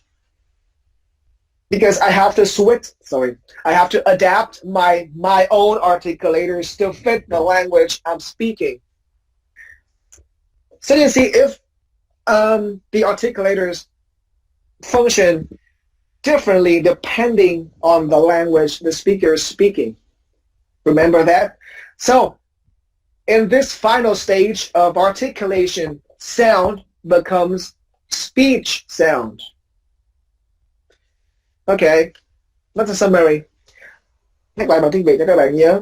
Thứ nhất, giai đoạn 1 là thở, thì lúc đó nó chỉ là air, là không khí thôi. Giai đoạn 2, giai đoạn 3 thì nó thành sound, nó thành âm. Nhưng mà cái âm này nó mới chỉ là một cái âm như một tiếng thét thất thanh giữa màn đêm thôi, không có cái gì ý nghĩa gì cả. Nó chỉ có cao độ và cường độ. Cao độ là ở giai đoạn phonation và cường độ tạo ra từ resonance. Chỉ tới giai đoạn 4, tức là nhờ những cái articulators, những cái cơ quan phát âm nó kết hợp lại, thì lúc đó cái sound mới trở thành speech sound, là nó mới trở thành những cái âm có ý nghĩa như là KML gì đó. Nhớ ha, nó có 3 giai đoạn, 4 giai đoạn, nhưng mà 3 cái tên của nó. Giai đoạn 1 là sound, giai đoạn 1 là air, giai đoạn 2, 3 nó là sound, và giai đoạn cuối cùng nó mới thành speech sound. Và cái speech sound này là hoàn toàn phụ thuộc vào cái ngôn ngữ đó. Mỗi một ngôn ngữ sẽ có một cái cách điều khiển articulators khác nhau, hoàn toàn không hề giống nhau. Đây là lý do mà làm ơn sau này các bạn có gặp ai mà đừng nói là mà phát âm cái tiếng Anh âm A cũng như âm A tiếng Việt thôi, nó không có nha. Mọi mà âm A trong tiếng Việt không, là mỗi người nói một khác rồi, đừng nói âm A của tiếng Anh nó còn khác bạo nữa, nó không hề giống cái gì của tiếng Việt cả. Đừng nói như vậy ha. So this diagram is a summary of what I've just told you about. You see, diaphragm right below the lungs sucks the air in and pushes the air out, and then the air is pushed up, okay, upward to the vocal folds. And when the air reaches the vocal folds, it becomes sound. It has frequency, and then it goes up again to the cavities and gets intensified or bigger in volume. And then the articulators will shape the sounds into the speech sounds, and then we speak it out. Yep, that's it. We will talk about these later. So right above the vocal folds, sorry, not course, this is an old picture. Okay. So far you have learned the mechanism of sound production. Now you should know one more thing. We talk about the opening between the two vocal folds. You think it's long? Whenever we want to talk about that, we have to say the opening between the two vocal folds. Too many syllables. That thing is referred to as glottis. Now, from now on, whenever we want to talk about the opening between the two vocal folds, we talk about the glottis. And we talk about the open glottis or the closed glottis or narrow glottis. Okay, when the vocal folds are so close to each other, the glottis is very narrow.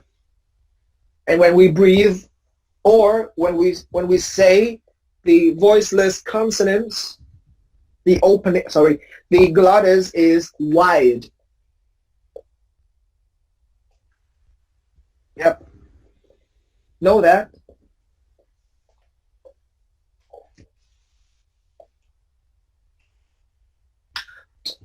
Sorry, this is number 4, because articulation is the 4th phase, not the 3rd. Sorry about this.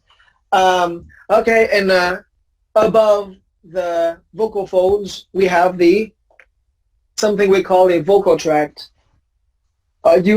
Ở dưới cái vocal folds chúng ta không có tên cho nó ha, tại vì chúng ta sử dụng cái chữ vocal tức là nó giống với chữ voice, tức là nó phải là âm rồi thì nó mới gọi là vocal, cho nên cái air nó phải vượt qua cái vocal folds nó mới trở thành sound, thì do đó từ cái vocal folds trở lên chúng ta mới gọi là vocal tract. Okay, vocal tract. You see, the vocal tract is a tube from your vocal folds upward.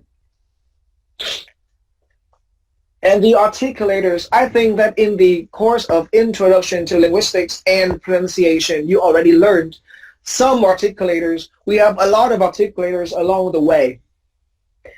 And we also have to divide and define articulators. And many people define articulators in different ways. In my course, we will divide articulators into 2 groups, the active ones and the passive ones. Okay? Because the name says it all. If that's an active articulator, it can move. And not just move, but it should move toward another articulator. And if it's a passive one, it stays and waits for another articulator to come. That's it. I use this way because I think it's simpler for you to remember. The other definitions are quite abstract. So think of your mouth. What articulators in your mouth can move?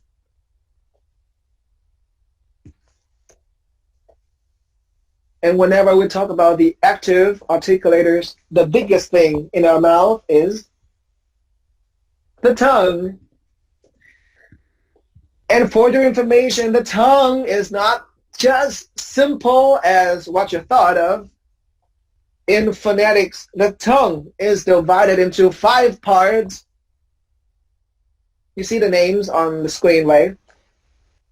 You see from the mouth, backwards is going to be the tip, the blade, the front, back, and root. However, I know it's too much. If you don't want to, you can just remember 3, because in this course, we only study English sounds. And in English, we only care about 3 parts of the tongue. You have to remember the tip, the blade, and the back. And by remember, I want you to know where they are on the tongue, not just the names. Please remember, you have to know the location of the tip, the blade, and the back on the tongue, not just the names. Okay, for now, you can forget the back, you can forget the front, because we don't need them. In English, we don't need them. In the other languages, sometimes you need them. English doesn't. You can be happy. So just remember 3 parts, okay, and where they are on your tongue. Sorry, not on your tongue, on the tongue in general. Remember tip, blade, and back.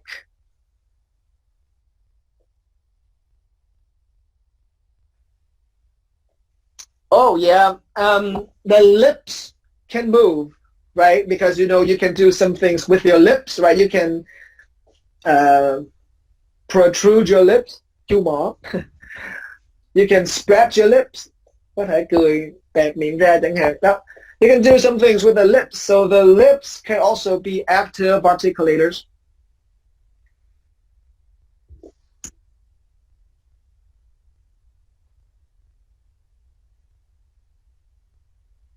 And here on the screen, you see most of the articulators that you have to remember. Most of them. So you have to remember the teeth for sure. Lips, nose, alveolar ridge right here. Nasal cavity, yes. Palate. Oral cavity, okay. The uvula, you know the uvula? Uvula is, if you learn French, the uvula helps you produce the sound in French. You see la rose, blah, blah. All the r sound in French is produced with the uvula. Luckily, in English, we don't use that sound, so we don't care about the uvula. You can forget the uvula, but if you want, just remember where it is. It's the dangling thing. Nó cái thứ keo toàn ten ở trong cuối cái khoang miệng của mình đó. But the thing that I want you to remember, to notice is that chúng ta có hai khái niệm các bạn cần phải nhớ rất kỹ. Đó là palate và velum. Ở trong Phonetics, này có tiếng Việt cho các bạn dễ đỡ rối nè, tại vì nó rối sẵn rồi nha. Ở trong Phonetics thì người ta sẽ chú trọng đến cái chuyện cho nó ngắn gọn nhất có thể. Cho nên người ta sẽ gọi cái phần mà các bạn ngay sau cái alveolar ridge, cái phần đó người ta sẽ gọi là palate. Và cái phần này tại vì nếu các bạn chạm tay vào thì nó rất là cứng, nó là cái phần sụn phía trên này thì nó rất là cứng.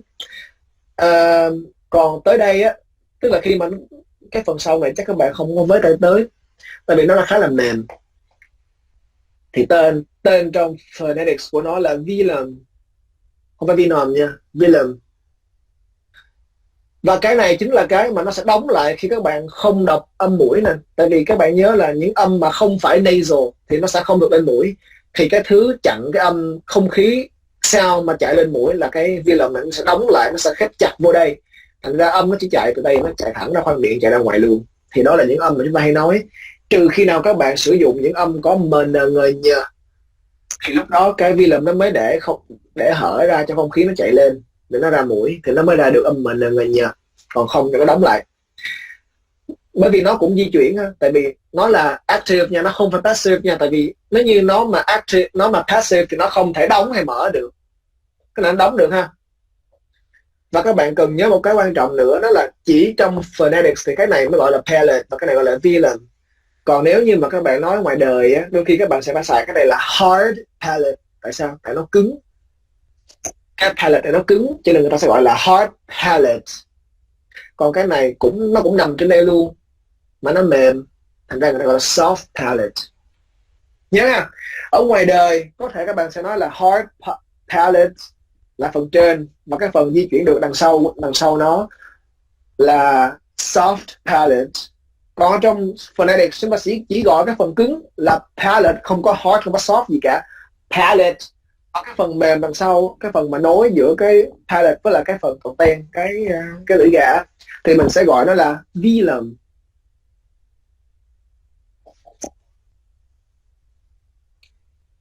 Nhớ dùm cái đó nha. Còn lại xuống đây thì các bạn thấy nó có một cái cavity khác mà mình không nói tới, tại vì các bạn không học acoustic phonetics, các bạn không cần quan tâm tới cái cavity này. Ok, đây là những cái gì chúng ta cần nhớ. Làm ơn các bạn có thể quên tất cả, làm ơn nhớ dùm những cái này. Back to English. So, as I just told you, there are some names that you should remember. Like these are the regular names that you might use in real life, in daily life, and these are some fancy names that you use in science or phonetics in general. However, you don't need to remember everything. What I want you to remember from this are these adjectives, especially those adjectives in bold. Please remember these sounds. And I know that some of you still remember these things from pronunciation, right? You know the labial sounds, dental sounds, alveolar, palatal, velar, and glottal sounds. But we will be going in depth with these names and these adjectives, so please remember them once more.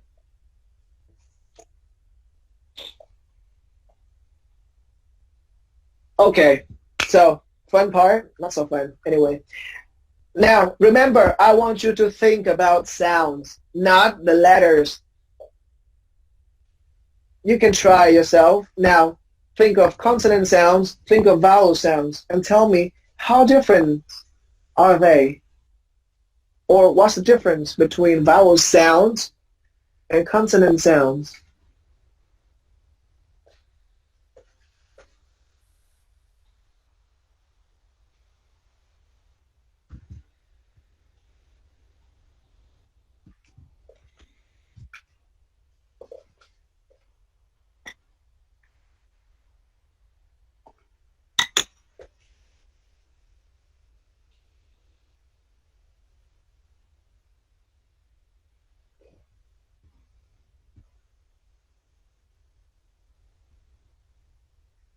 Anyone? Hello?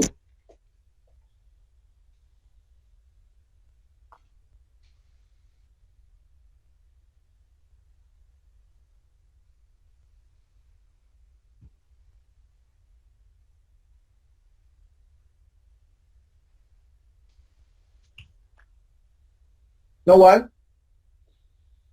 Wait, I just read the message from Dũng. Did you ask me again what is sinus?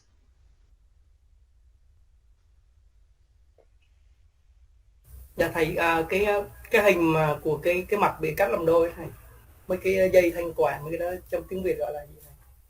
Cái nào? Wait, Cái wait. cơ hoành rồi xoang dây thanh quản, phế quản. Cái slide nào nhỉ? Dạ, Này đúng không? dạ đúng rồi, cái này thầy đọc dùng tiếng Việt. Tiếng Việt của trachea là khí quản. Khí quản. Khí quản, trachea là khí quản, bronchi là phế quản, hai cái. Sinus thì là xoang, còn diaphragm là cơ hoành. Dạ, còn phonation với lại resonance. Phonation chúng ta không có tiếng Việt, tạo âm. Thua. Mấy cái này tiếng Việt thì không có rành, các bạn phải đọc cái cuốn dẫn luận ngôn ngữ bằng tiếng Việt nó sẽ nói kỹ hơn cái này. Còn resonance là độ vang. Rồi cuối cùng của hôm mai cho tôi biết là hai cái này theo ý các bạn thì cái này khác nhau chỗ nào luôn trời. As far as I believe that the vowels and the consonants sound very different in the way that the air they travels in the pharynx. If the sound can release smoothly, it should be believed that it's a vowel sound, but it's something that is obthrust, so it should be consonants. But maybe some exception. I think it has some exception, but I don't have no idea. I have no idea with that. Okay, very good. Anyone else? Other ideas? Or still remember something from the previous courses? Differences between vowel and consonant sounds.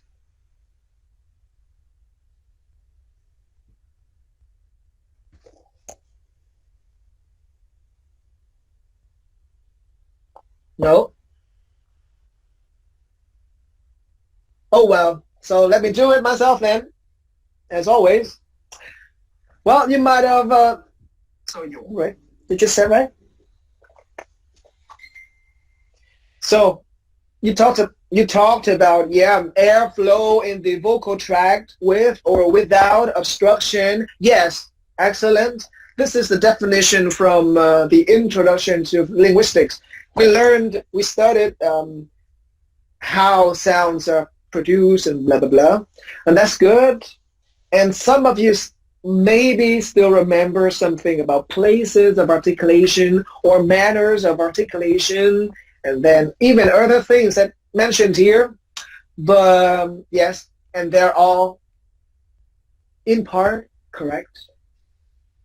But for sure, you are now in in the subject. So we have some different things for you now. So you see, every definition that you have talked about or you remember but you didn't say to me, anything, all these definitions have some kind of an issue. Now, I need you to produce the sound huh, but without any vowel. You don't say huh, ha, he, hey. No, just say it's more like a breath without any vowel. Just and you tell me you think with that way of producing does that sound like a vowel or like a consonant sound? Only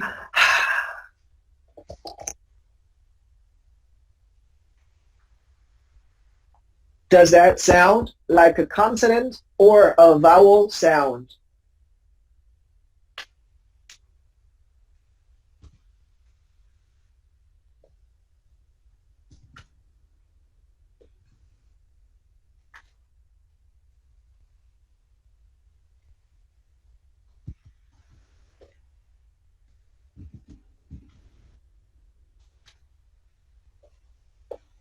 No.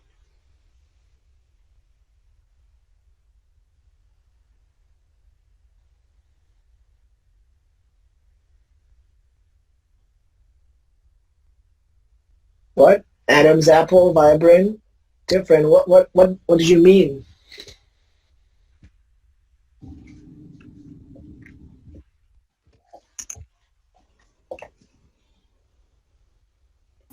I mean that we can feel the vibrance in the Adam apple if we push the fingers,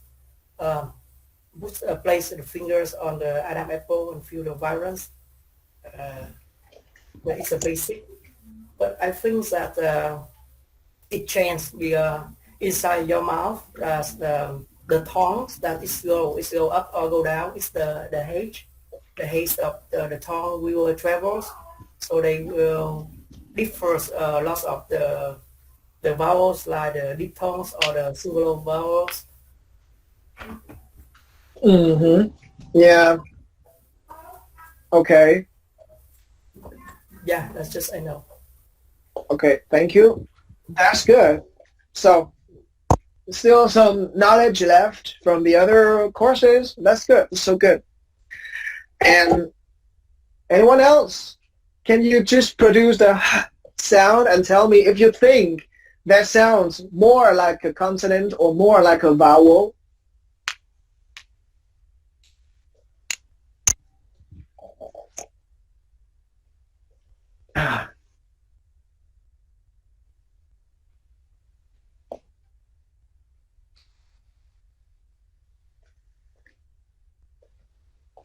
Yes.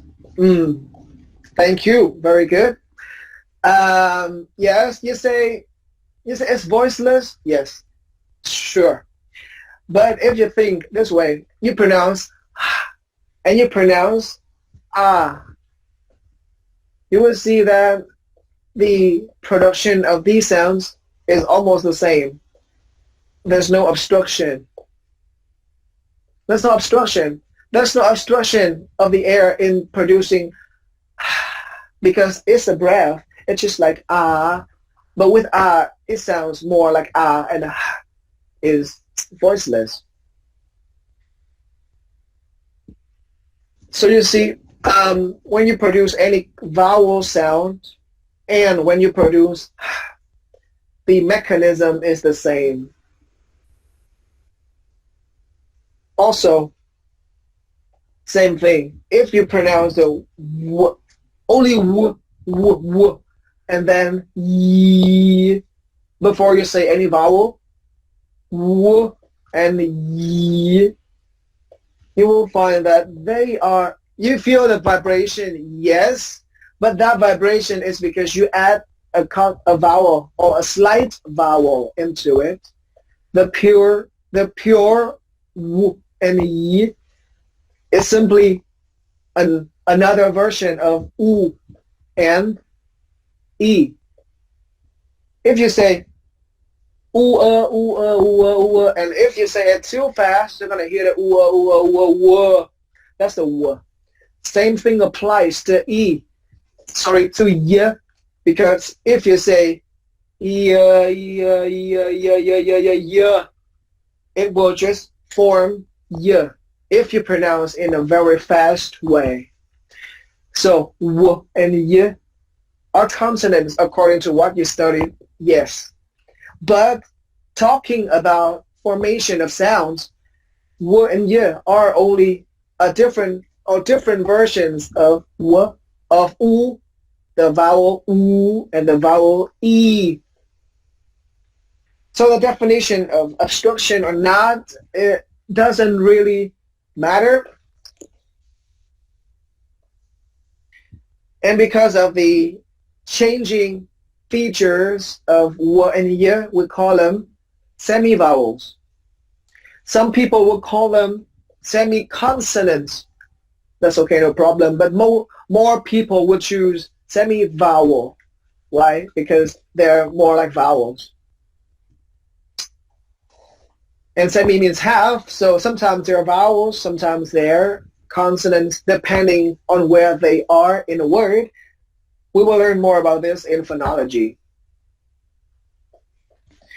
And you see, because of the ambiguity, long time ago, Mr. Pike here proposed two other terms, vocoids and contoids. Rồi là chỉ về tiếng Việt để nói hai cái này chúng ta học để chúng ta thấy là cái định nghĩa về nguyên âm và phụ âm, âm nguyên âm và âm phụ âm, cả trong tiếng Việt lẫn tiếng Anh, nó sẽ hơi bị nhập nhằng ở chỗ đó là người ta đã đo rất nhiều và người ta thấy rằng cái việc phát âm hờ chỉ là âm thì nó sẽ y hệt mọi thứ với cái cách mà nguyên âm được phát ra, tức là âm thanh đi ra không hề bị cản trở. Như vậy nó đã violate cái định nghĩa là vowel thì không có obstruction, còn consonant thì with obstruction gì đó. Ok. Và điều tương tự với word bây giờ thì đôi khi nó là này, đôi khi nó là cái kia, tùy vào vị trí của nó trong cái từ đó.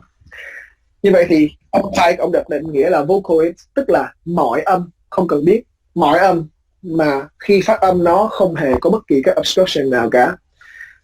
Thì điều đó có nghĩa là đối với định nghĩa về vocoids thì âm hờ cũng nằm trong đây. Thì vì rõ ràng cái phát âm hờ cũng không hề có obstruction gì cả, nó cứ hơi cái ọt là cái không bị cản, không bị chèn, không bị chặn, không bị gì hết. Ok, thì cái định nghĩa của ông sẽ đúng hơn rất nhiều so với định nghĩa là with hay là without obstruction. Tuy nhiên cái vấn đề của cái việc là khi mà vấn đề nó quá rõ thì các định nghĩa nó sẽ overlap, nó sẽ chồng lên nhau. Như vậy nó sẽ làm cho những người trước đó và những người sau đó học rất là phức tạp. Cho nên cộng đồng nghiên cứu Phonetics và Phonology vẫn sử dụng định nghĩa cũ, đó là with hay là without obstruction. Chỉ có điều chúng ta cần phải nhớ là âm hờ thì đúng là đúng là phụ âm đó, âm phụ âm, nhưng mà cái bản chất của nó là phát âm y như là một nguyên âm. Tại vì nó không hề có bất kỳ obstruction nào khi phát âm nó cả. Ok, các bạn học ở đây để các bạn biết là còn có những định nghĩa chính xác hơn khi chúng ta nói về các âm, nhưng chúng ta không sử dụng nó tại vì cái định nghĩa cũ đủ rối rồi, không cần theo định nghĩa nữa ha. Mình học để biết là có, và mình nhớ điều đó.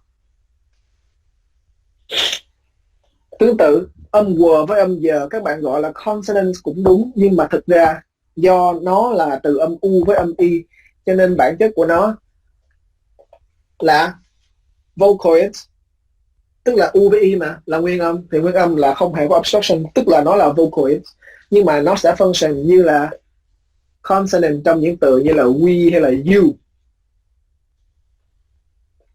Đây là cái điểm mà cho các bạn thấy sự khác biệt giữa Phonetics và Phonology. Phonetics nói cho các bạn biết là thì mình phát âm u hay là w hay là y hay là giờ là như nhau, cái cách phát âm của mình là như nhau. Còn Phonology sẽ cho các bạn biết là thì nếu như đứng đầu từ thì nó sẽ là w, còn đứng giữa từ thì nó là u. Đó là khác biệt ha. Phonetics nói về cái việc làm sao để mình tạo ra âm đó bằng miệng, từ miệng mình tạo ra âm đó, làm sao để làm chuyện đó là phonetics. Phonology là cái quy tắc nào để biết khi nào nó là cái này, khi nào là kia, khi nào là nọ. Đây. Xong.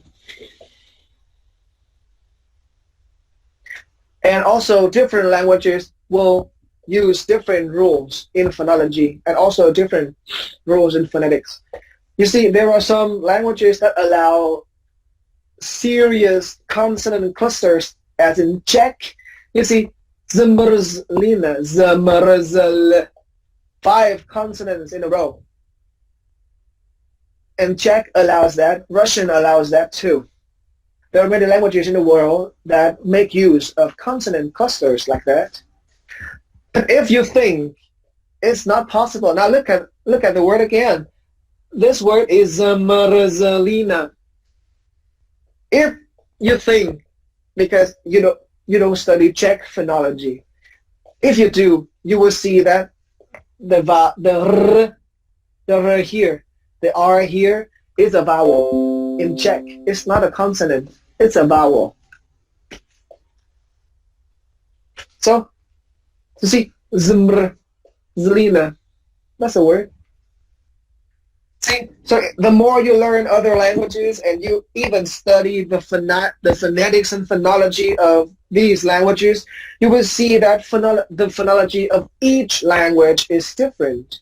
And that's why when you learn another language, you find it so difficult to remember how sounds in that language function and how you can produce properly the sounds. But because now you are only studying English, phonetics, and phonology, we only focus on English and all the English stuff. One thing that you should know is that, you see, this book, the textbook that we're using now, the writer is Peter Roach. He's British. And this book studies British English, while you see that my accent is American-based. So there are some differences between American and British English, for sure. So in sometimes I will tell you that in American English they don't have this sound, but in British they do. So we will see later. This is why I hate the book, right? Because it's not what I'm used to. But I think all universities in Vietnam use this book. So we just go with the flow. However, I want to explain to you in case you watch some American movies and you see that they don't pronounce words the way that you learn here in this book because of the differences in the accents. They speak American English, and what you study here is only British English. Okay. Now, this is vowels. We were not going to make it in time, just like the previous class that I taught. Qua cũng dạy một lớp hôm này mà không có kịp bài. Chung là nên mình dồn bài hơi nhiều. Cho nên nếu như không kịp thì mình để bữa sau ha. Cho nên các bạn phải ôn bài ở nhà nhiều hơn. Và vowels are the most important things in a language because you can mispronounce some consonant sounds. It's okay, no problem. But if you mispronounce some vowels, first you're going to change the word. Next, people will tell that you are not native by listening to your vowels. The vowels will tell you that you're not English. No, you're not American. No, you're not Australian. And also when you hear foreigners talking in Vietnamese, you know that, that's not Vietnamese because we don't say vowels that way.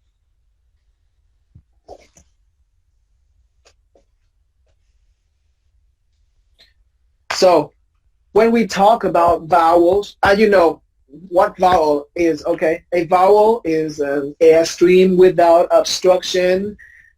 and voiced. That's it. So in phonetics, when we want to describe any vowel sound, we need to focus on 4 things. 4. Remember, the first thing is the tongue height. The tongue height is the vertical distance from the surface of your tongue to the palate. We will have an illustration in the next slide. Don't worry. Just know that it's the height from the surface of your tongue to the roof of the mouth or the palate. Second thing is the tongue frontness or backness. This is easy. Frontness is when the tip of the tongue or the blade of the tongue is raised. Backness is when the back of your tongue is raised. Remember, I only ask you to remember 3 parts of the tongue, right? Tip, blade, and back here.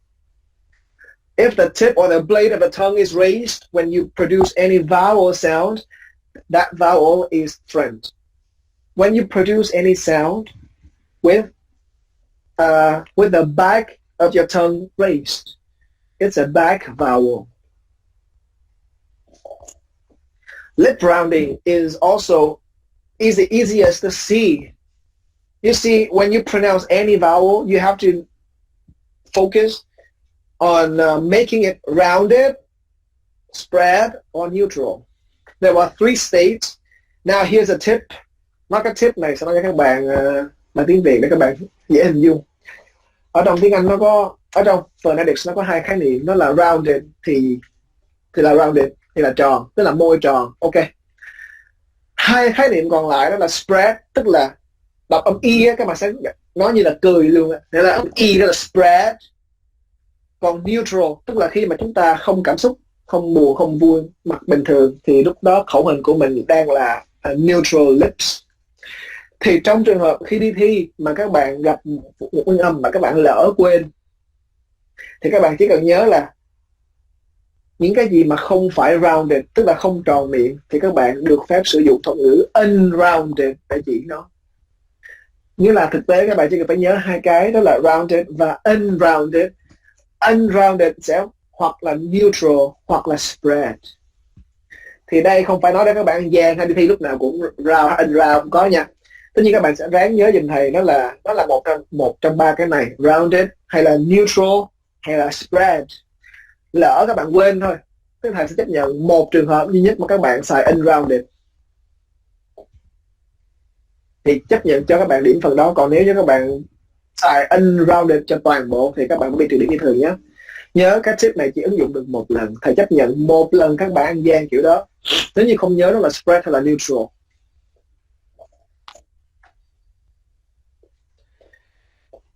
Và the last definition and the last feature of vowels is tenseness and laxness. We will talk about that later. And in my course, we don't talk about short or long vowels. We talk about tense or lax vowels. The reason why, later you'll see. So again, 4 features to remember first, and they go in order, okay? The first is always tongue height. The second is tongue frontness or backness. The third is lip rounding, whether your lips are rounded, spread, or neutral. And the last one is tenseness or laxness. It's easy, just tense or lax.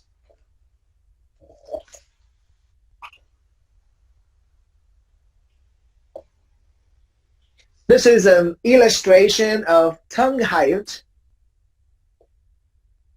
You see, the vertical distance between the surface of your tongue and the palate. Nguyên cái khoảng đó chính là cái tongue height.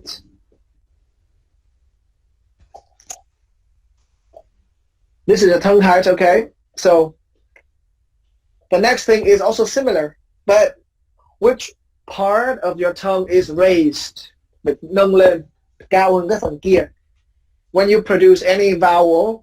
So if you produce something like an E vowel, it's here. The blade of your tongue is raised, or even the tip of the tongue is raised. When you say E, E, E. But if you say ooh, or even in Vietnamese, you say o, o. The back of your tongue is raised. So this is the frontness.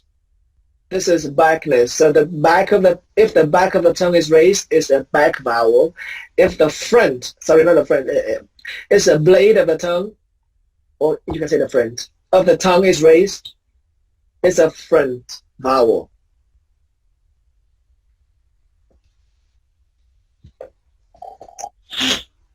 And lip rounding is the next one, right? So the three states of the lips. Rounded is the most popular, not the most popular, sorry. It's the first one. When your lips are round, when you have to round your lips to produce any sound, you say it's rounded vowel. It's a rounded vowel. Or spread is when you say E, when you take a photo, say cheese, because when you say cheese, you have to smile because your lips are stretched. And neutral is a state when you don't feel anything, when you just stay like that. No muscle is involved, and you have the neutral lip state. We don't talk about tenseness and laxness now, but we have to wait because it's going to be confusing, so let's wait. But I need you to remember, right, tongue height first, and then tongue frontness and backness, and then lip rounding. You have to remember.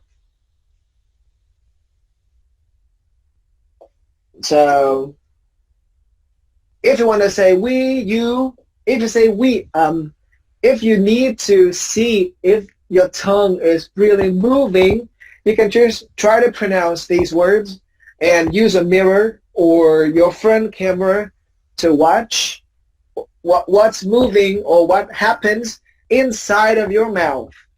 You see, when you say we, you see the sound is your tongue, the front part of your tongue is raised. The blade of your tongue is raised. And if you say oo, say you. If you can see inside of your mouth, you see that the back of the tongue is raised. When you say oo, I don't know if any one of you already learns to sing. But if you sing, you see, even if when you go to the karaoke, you see that it's difficult to sing words with E or oo when you sing in a high note. Why? Because when you sing E or oo, you see the tongue is there's less space, right? High vowels will occupy a lot of space in your mouth. There's not much space for the air. That's why it's more difficult to sing. When you speak, it's okay, no problem. But when you sing, high vowels will cause some problem.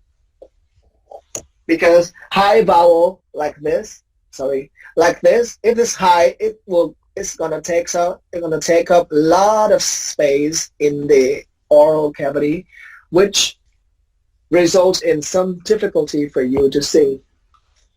When you speak, doesn't matter. You don't care. So, this diagram is taken from the file that I uploaded on Google Drive for you. This is a general diagram, which is cái này không phải là nguyên âm tiếng Anh nha các bạn. Cái này là những nguyên âm được xuất hiện nhiều nhất trong những ngôn ngữ được nói nhiều nhất trên thế giới. Hầu như là những cái nguyên âm nào mà nó phổ biến trong các ngôn ngữ trên thế giới thì nằm ở đây. Tiếng Anh chỉ chiếm khoảng 1/3 hay 1/2 gì cái đó mà thôi. Và tại sao thầy lại chọn lấy cái bảng này chứ không lấy cái bảng trong sách các bạn? Tại vì thầy nói rồi, cuốn sách các bạn nó chỉ tập trung vào British English. Trong khi đó, cái accent của British English thực ra nó rất là ít. Nguyên cái nước Anh chắc chừng mấy 20 triệu người chứ nhiêu. So với lại 200 mấy chục triệu người Mỹ, 20 mấy triệu người Úc, chừng bao nhiêu đó triệu người New Zealand và những nước khác nữa, thì chúng ta không thể nào chỉ lấy cái British English để làm cái standard, đúng không? Thầy nói rồi, standard chỉ là thầy quy chiếu thôi, nó dùng để đối chiếu chứ nó không có ý nghĩa trong chuyện cái đó là chuẩn nhất, thì nó phải học theo nó. Cho nên đây là lý do mà thầy lấy cái bảng quốc tế. Thì cái bảng quốc tế này các bạn sẽ, sau này các bạn sẽ thấy cái bảng của tiếng Anh, của British English nó sẽ khác một tí về vị trí so với cái bảng này. Tại vì sao? Tại vì nói rồi, mỗi một ngôn ngữ sẽ có một cái accent riêng, và mỗi accent nó chính là những cái allophones riêng. Ha? Toàn bộ những điểm trên này, các bạn nhớ kỹ nha, toàn bộ những cái chữ trên này đều là ký hiệu phát âm chứ không phải chữ viết nha, là những cái ký hiệu phát âm. Và nếu như nó đã xuất hiện trên cái bảng này thì nó là những âm riêng biệt chứ nó không có giống nhau nha. Nghĩa là toàn bộ những cái ký hiệu ở trên này đều là những cái âm khác nhau, riêng biệt hết. Và đây là lý do mà thầy nói là thầy không gọi âm là long hay là short. Tại vì các bạn thấy khái niệm nó hơi bị sai một tí. Ngày xưa các bạn học, có thể các bạn nói đây là âm y dài, đây là âm y ngắn, đúng không? Rồi đây là âm u ngắn, đây là âm u dài, chẳng hạn như vậy. Nhưng mà các bạn vừa mới nghe thầy nói gì? Những âm có mặt trên bảng này là những âm riêng biệt. Cái bảng này không phân biệt độ dài. Các bạn đọc âm này dài 3 giây hay là 10 giây thì cũng không có ý nghĩa gì cả. Cho nên các bạn thấy khi mà âm này và âm này xuất hiện trên bảng này, nghĩa là nó là hai âm riêng biệt. Và do nó là hai âm riêng biệt cho nên thầy sẽ không bao giờ gọi nó bằng khái niệm y ngắn hay là y dài. Tương tự với u, nó đã xuất hiện trên cái bảng này tức là nó khác nhau. Và cái bảng này không quan tâm tới độ dài, cho nên nó đã khác nhau rồi thì nó là hai âm riêng biệt. Và sau này chúng ta sẽ không gọi đây là, thầy sẽ không gọi đây là u dài hay u ngắn, còn các bạn gọi là chuyện các bạn ha. Nhưng mà các bạn thấy rồi đó, bảng quốc tế nó nói đây là khác nhau, chúng ta sẽ có tên riêng cho nó sau này.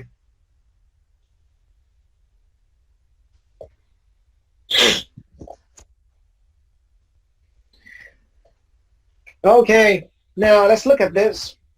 Because there are many allophones of one sound, of one phoneme, right? Allophones anywhere. Everybody creates allophones every time they speak.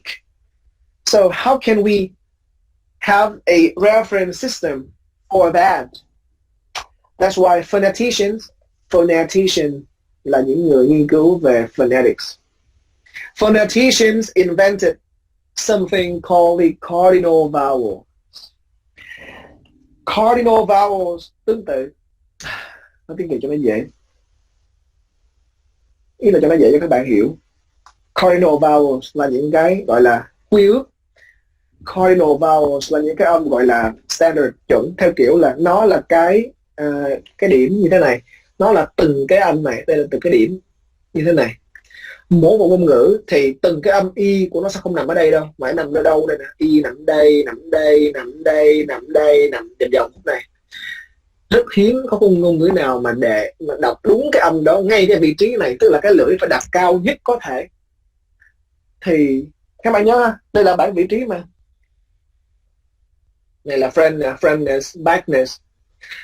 Thì đây là vị trí lưỡi cao nhất nằm ở đây, rồi các thể loại thì ít có tiếng nào mà nó phải đọc đúng từng cái đó như vậy hết.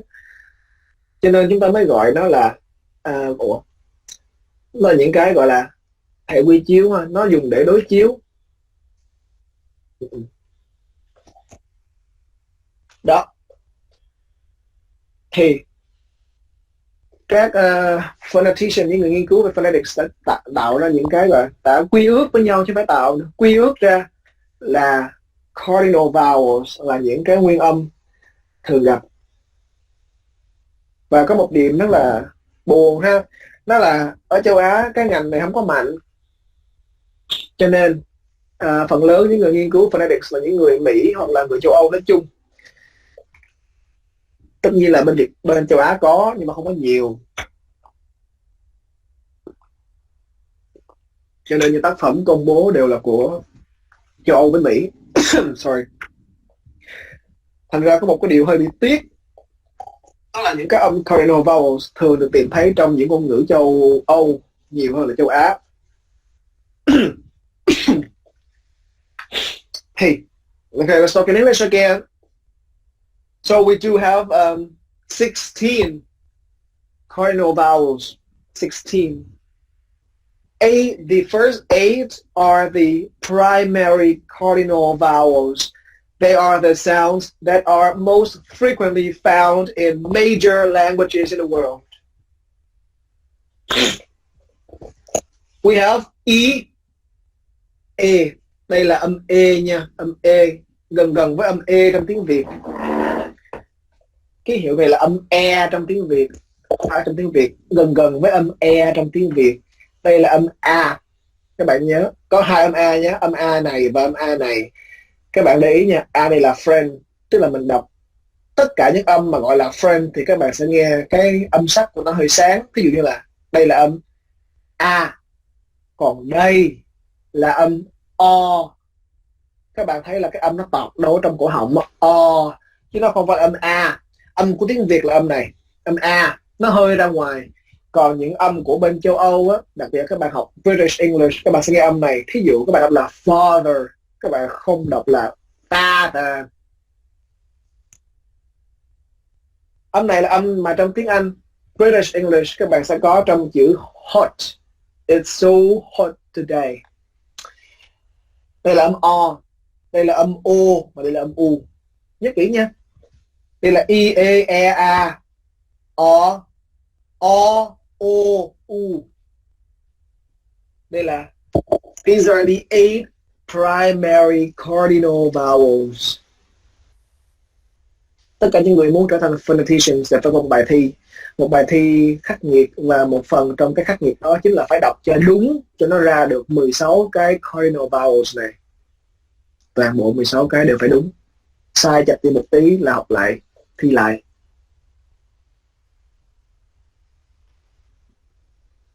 Okay, and now look at this. Các bạn nhớ này nói gì không? Các bạn hát, nói thì không sao, nhưng khi hát các bạn thấy khi các bạn đọc âm Y, hát âm Y chẳng hạn, thì cái opening, cái oral cavity rất là nhỏ, rất là hẹp. Tương tự với U nó cũng rất là nhỏ. Thành ra khi mình hát á, âm Y là âm khó nhất, rồi âm U là âm khó nhì. Tại sao? Tại cái khoảng không này nó quá nhỏ, khiến cho mình cảm thấy bị bức bối. Ok. Và đây là tongue height ha. Đây là tongue height nè, tức là từ đây lên tới đỉnh vào miệng. Đó. Đây là tongue height, thì Y là high vowel, tại vì nó quá cao. Đây, nó nằm đây là gần đụng nóc luôn. Trong khi đó, đọc âm A thì nó nằm ở đây, tongue height lên đây. Là nguyên một khúc này luôn. Âm A này cũng vậy, tức là hai âm A này thực ra là như nhau về tongue height, tức là đều thấp cả, đều low hết, nằm dưới đây hết. Nó chỉ khác nhau ở chỗ là cái này thì nó hơi front, cái này thì nó hơi back, vậy thôi.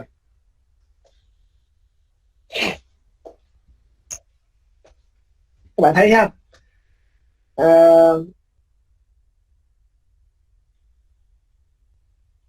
Đó là lý do mà chúng ta hay nghe khái niệm là âm mở rồi âm đóng. Đây, thực ra cái khái niệm đóng này không phải đóng cửa sổ hay là cái gì, mà đóng có nghĩa là cái không gian nó quá nhỏ nè. Chứ bạn thấy nó hở ngoài, đâu có đóng chỗ nào đâu, đúng không? Nó xài khái niệm close là bởi vì cái khoảng không ở trong đây nó quá nhỏ, nó quá hẹp. Đây, không khí đi qua rất mệt, mình nói cũng mệt. Còn khi đọc âm A thì âm nó mở tan quát ra cái khoảng không trong đây rất rộng, cho nên gọi là open vowel. Các bạn nếu như có nghe cái âm mở, tại vì nó mở, tại vì nó không gian trong đây nó rất rộng. Còn high hay là còn friend thì là do cái phần nào nó nâng thôi. Để các bạn thấy đọc phía bên này là những âm friend, tức là phần này sẽ cao hơn. Trong khi đó đọc âm back thì nguyên cái phần back của the tongue sẽ cao hơn. Xong chúng ta sẽ có, we have talked about the first 8 primary cardinal vowels. We have another 8 secondary cardinal vowels. Thì thầy sẽ không có nhu cầu đọc cái này lên cho các bạn, tại vì các bạn sẽ nghe nó cũng như nhau cả. Nhưng mà nếu các bạn muốn thì có thể đọc đơn giản. Các bạn sẽ phải nhớ một cái điều này nhé. Đây là một cái để các bạn biết được. Tại vì các bạn nhìn vô bảng, các bạn biết khi nào front, khi nào back, khi nào close, khi nào open, các bạn biết cái đó. Nhưng các bạn sẽ không biết được là nó là rounded hay là spread hay là gì đó. Thì các bạn nghe kỹ quy ước nhé. Nếu như trên bảng này mà âm nó xuất hiện theo cặp thì bên trái sẽ là âm unrounded mà bên phải sẽ là rounded. Và thầy nói lại, khi nó là unrounded thì nó có thể là spread hoặc là neutral.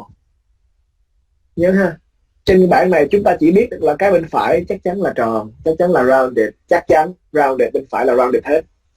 Toàn bộ bên phải là rounded hết. Nếu như nếu nó đi theo cặp thì bên phải luôn luôn là rounded. Còn bên trái thì các bạn chỉ biết được nó là unrounded thôi, các bạn sẽ không biết chính xác nó là spread hay là neutral. Học nhá. Nhớ là chỉ thông cảm được một lần trong bài thi. Lần thứ hai mà các bạn vẫn sử dụng unrounded mà không phải là spread hoặc là neutral, các bạn vẫn bị trừ điểm như thường. Đây cũng là lý do mà thầy trưng cái bảng này lên luôn, chứ không lấy cái bảng đơn giản trong sách. Nhớ là lặp lại, đi theo cặp thì cái bên phải sẽ là rounded, cái bên trái thì là unrounded. Còn là cái gì trong unrounded các bạn tự học, tự nhớ nhé. Và mục đích đáng lý không cần đưa cái secondary cardinal vowels làm gì, chỉ có điều là nó có hai cái âm của tiếng Việt mình mà hiếm, mà không bao giờ có trong tiếng Anh, đó là âm tiếng Việt và âm ư. Thì đây cũng là lý do mà sau này nếu như lỡ biết là các bạn học đi phiên dịch, nhưng mà lỡ như các bạn có phải chỉ cho ai đó cách phát âm, làm ơn đừng bao giờ nói cái âm của tiếng Anh là âm của tiếng Việt. Có đâu. Âm của tiếng Anh nè, một hai âm tiếng Việt đâu, đây nè, rõ ràng nó cách nhau cả thước, nó không hề giống nhau nhé. Cho nên ai đó mà đã từng lỡ nói thì hãy quên đi, và đừng bao giờ nói cái câu là âm gì đó giống tiếng Việt, không có gì giống cái gì hết trơn nha. Âm A cũng chẳng giống, âm A tiếng Việt thường nằm ở đây. Người Việt Nam không bao giờ nói con bo, nó con ma, cái nhà. Còn đây là âm O, father, nó sẽ nằm ở trong. Giọng Mỹ cũng vậy thôi.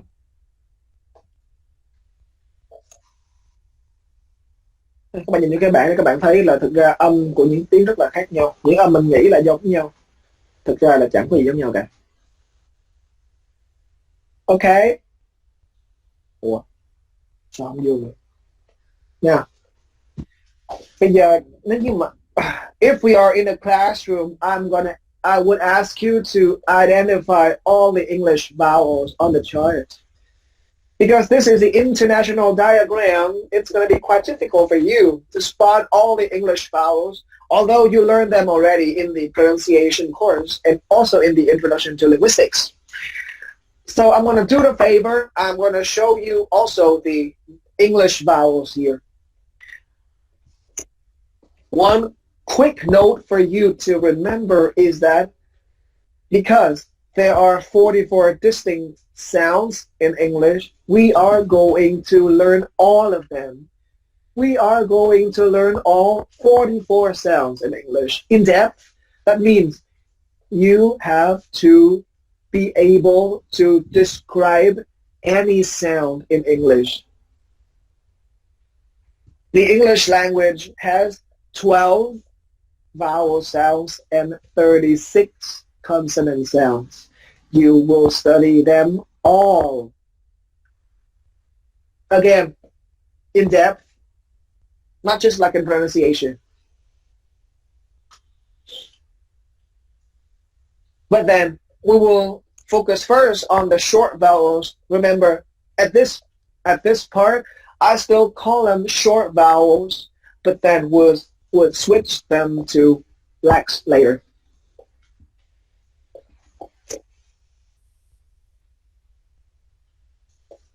Okay, some notes before we move on. Previously, I told you that this sound right here at my arrow pointer, this sound is A. And this sound here is air, right? And in English, you know that there's no A sound in English, right? No, we don't say A, we say air. Always air in English. However, for some traditional reasons, people use this symbol for air sounds. Okay?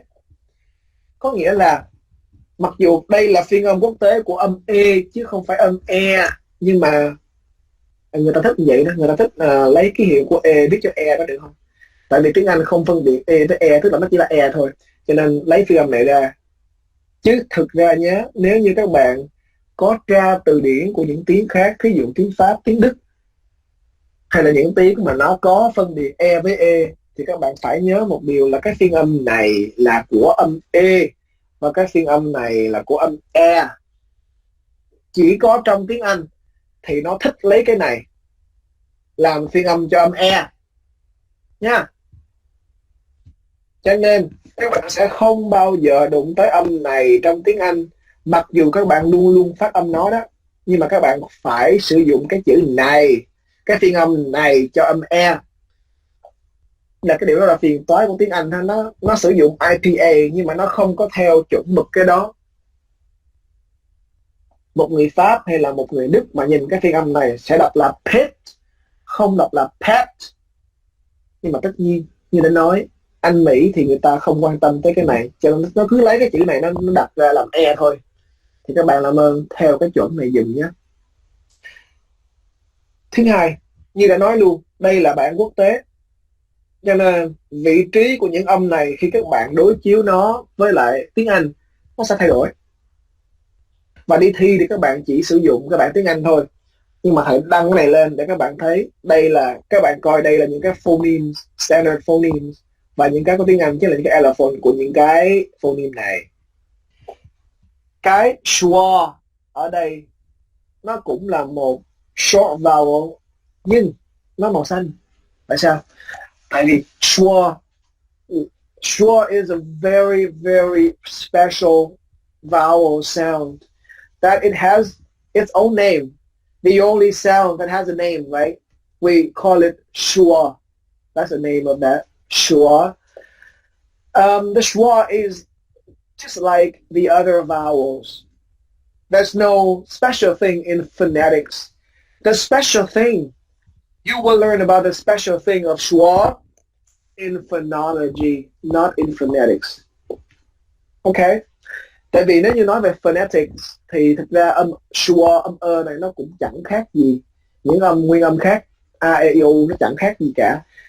Nó chỉ đặc biệt khi chúng ta đụng tới phonology, tức là chức năng của nó trong từ và những cái biến thể của nó dần dần trong cái từ đó nó sẽ thay đổi rất nhiều. Và do chúng ta ở trong phonetics nó chỉ nghiên cứu tới cái cách phát âm nó thôi, nên là chúng ta sẽ chưa thấy nó đặc biệt.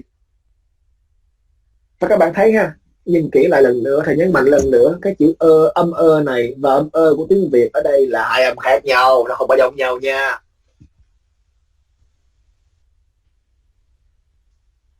Okay, I hope it's clear. So you know, for every vowel sound that we are going to study, we have two diagrams.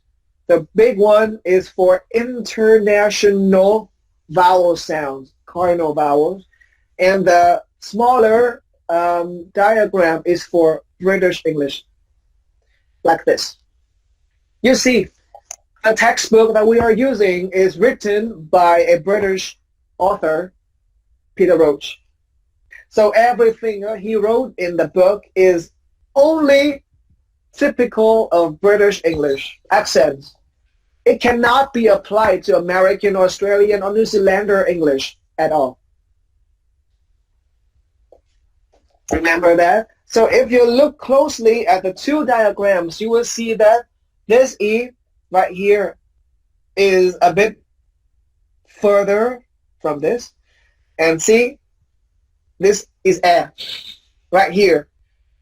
But it should be here because here is the position for A, right? This is the crazy thing about the IPA used in English. Remember that. You might see the biggest difference is this one.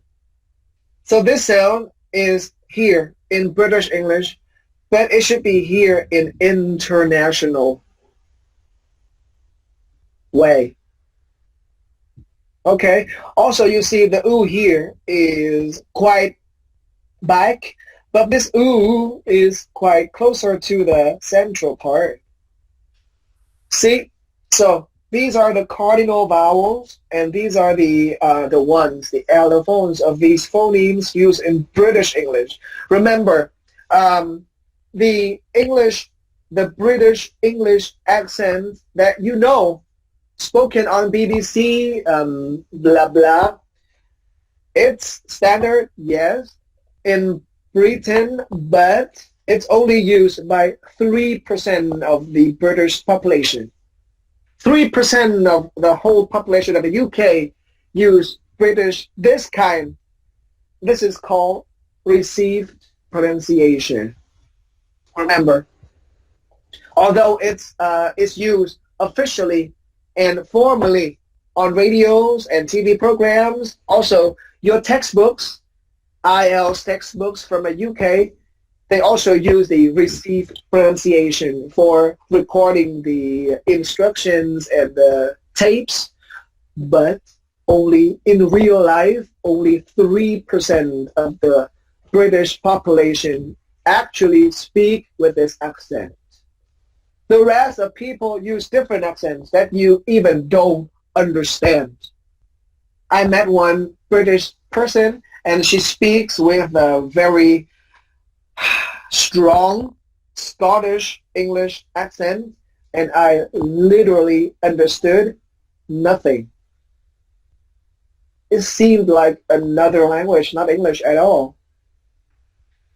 And yet she is from the UK, but she and many other people don't speak with the received pronunciation. Okay? So you are studying the formal but not frequently used accents in British English. Know that. Các bạn nhớ nha. Cái kiểu phát âm này là chuẩn đó, nhưng mà nó chỉ sử dụng trong những trường hợp vậy thôi. Một người thực ra cái người phát thanh viên BBC hoặc là những người ghi âm cho các bạn những cái bài đọc, bài nói, bài nghe ở trong IELTS chẳng hạn mà sắp xuất bản ở Anh đó, thực ra họ chỉ sử dụng cái received pronunciation để làm những chuyện đó thôi, còn họ bước chân ra đời thật họ vẫn sử dụng cái accent riêng của họ, họ không sử dụng cái accent này nha. Accent này chính là cái mà tạo ra cái sự posh, sang chảnh, người quý sở tộc của tiếng Anh đó, thì ít người xài lắm, có 3% dân số xài thôi.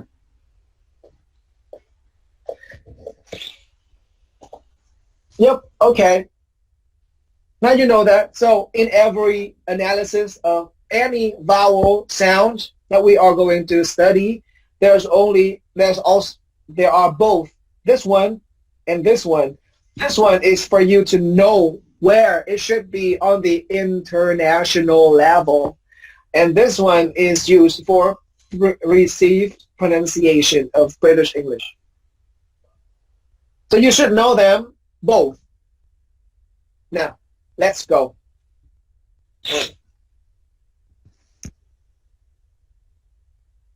Now, the first one, as I already introduced to you before, this is something that we all, I think me and you, we were taught that this was the short E, right?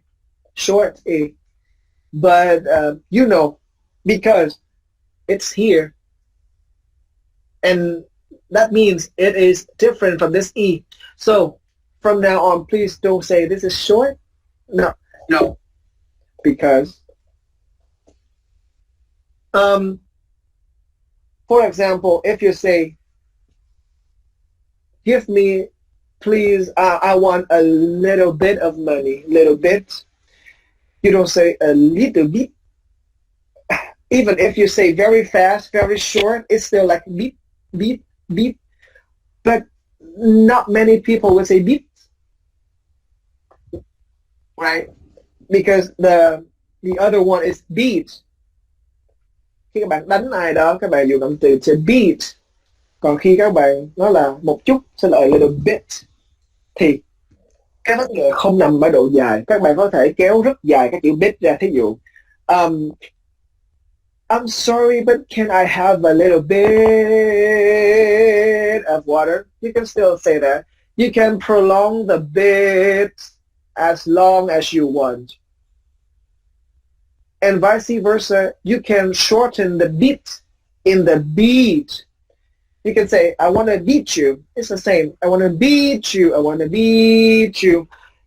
So length doesn't really matter in this case because you can prolong or shorten the vowel the way you want. This is why you should get rid of the long E, short E, something like that. No, don't keep that in your mind. Don't do that. But know that this is a different vowel. It's different. It's not E. But you see on the chart, it's between E and A, right? And it should be A.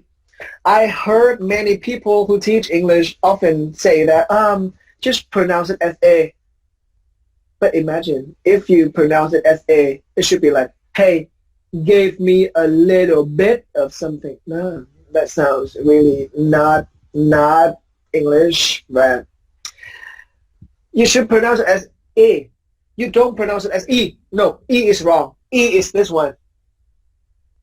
And we are not talking about this one yet. Later, next time. Today, we are focusing on this one, and this one is not E.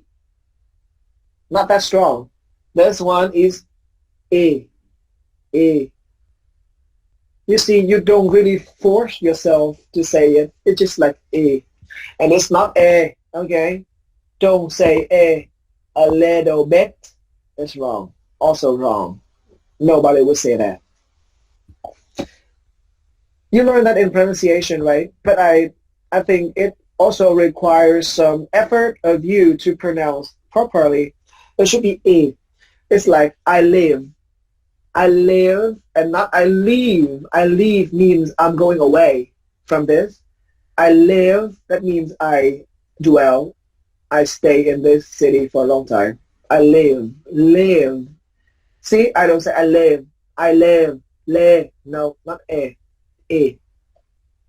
So this is one of the trickiest sounds, vowel sounds in English that I need you to be able to produce, to pronounce properly. Again, this is A. Not E, not A. It's A. A bit higher than A, but not as E. It's A. You can practice because this sound is so popular in English. See, English. That is A. English. What a pity. Same. I want to hit you. Please please give me a little bit of something. This sound is so popular in English. So please pronounce it carefully because you don't want to be misunderstood. You don't want to say, I wanna hit you. It's different from I wanna hit you, right? I wanna hit you. Ta muốn đánh mày. Nhưng mà I wanna hit you nghĩa là ta muốn hâm nóng mày. So you see, it makes a difference, a very big difference if you mispronounce this sound and you replace it with this sound. You are going to create a very, very confusing situation for you and the listeners. Okay, so practice this, and if we can meet offline in a classroom, I'm going to try to guide you to pronounce this a little bit better than before. Otherwise, now know again that this is different from this. This is not short, not long, because long or short depends on you, not the sound. Okay? This is a distinct sound from this. And, well, but this is not the pronunciation I told you, right? I only tell you everything about this because I need you to pronounce this sound better than before. In phonetics, you need to describe that sound, not just to pronounce it, right? And you look at this. This is the international one. This is the British English one. Anyway, if it's in this region, you will say it's high. Wait, sorry. I need to mention this before I forget. There are two ways you can refer to this. Close is high and open is low. Các bạn nhớ nha, ở trong cái bản quốc tế hay trong cái file này tải cho các bạn thì các bạn sẽ thấy nó là close với lại open. Nhưng xin lỗi các bạn đã có rất nhiều cái nhưng ở trong môn này ha. Tại vì môn này nó có rất là nhiều thuật ngữ. Tại vì mỗi người sẽ có một thuật ngữ khác nhau rồi nó còn chồng chéo lên nhau. Cái phần trên nè, cái phần mà front, central, back thì nó ok, nó không có đổi. Tuy nhiên cái close với lại cái open thì chúng ta sẽ nhớ close là high và open là low. Tại sao? Để trả lời. Chúng ta luôn luôn phải trả lời câu hỏi tại sao nhé.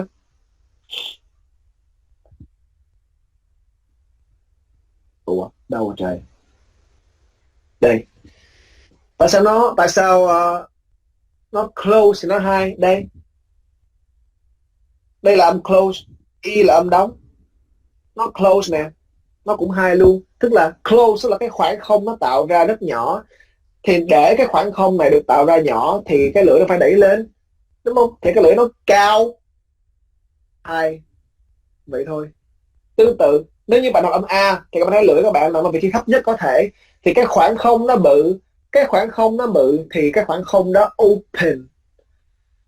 Nhưng mà cái vị trí của lưỡi là low, đúng không? Tức là cái khái niệm high hay là close là nếu các bạn nói high thì các bạn đề cập tới cái vị trí của lưỡi, cao hay thấp. Còn nếu như các bạn sử dụng thuật ngữ open hay close là các bạn đề cập tới cái khoảng không mà cái lưỡi nó tạo ra, cái lưỡi và cái vòm miệng nó tạo ra. Vậy thôi. Nhớ ha. Cho nên các bạn để ý đó là ở trong cái phiên bản quốc tế nó sẽ ghi là close với lại open. Nhưng mà trong sách của mình thì và bài thi luôn cũng vậy, các bạn sẽ sử dụng thuật ngữ là high. Nhớ, close tức là cái khoảng không, còn high ở đây tức là cái vị trí lưỡi. High, cái vertical distance á, giữa cái vòm họng với cái lưỡi. Ok, thì nó high và đây là low nhé. Còn ở giữa thì các bạn bỏ chữ close open đi, các bạn còn chữ mid. Nhớ, mid không phải middle, không có middle gì nha. Mid là mid, không có đồ. Nhắc lại, front, central, back là như nhau. Nhưng mà close sẽ biến thành high. Hai cái giữa toàn bộ biến thành mid.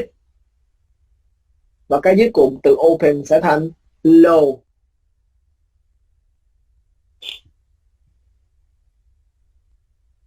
Okay, if we look at the position of this A sound in live, you see it's here.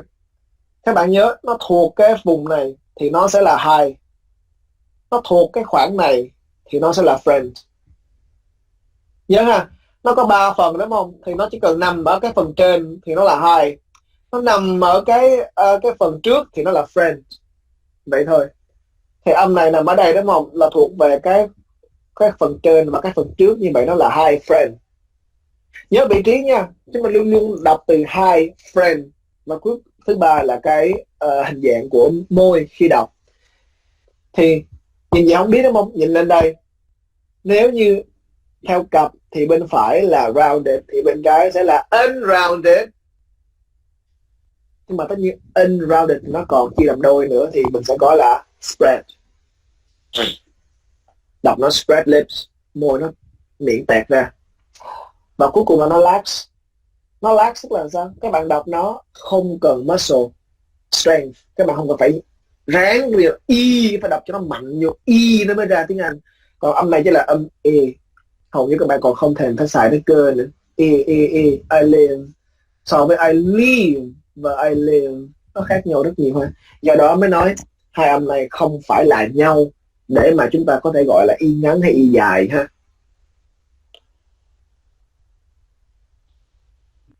Slide của thầy sẽ bao gồm ít nhất là 3 phần. Thứ nhất, nó là 4 cái dấu chấm này là 4 cái các bạn sẽ phải nhớ.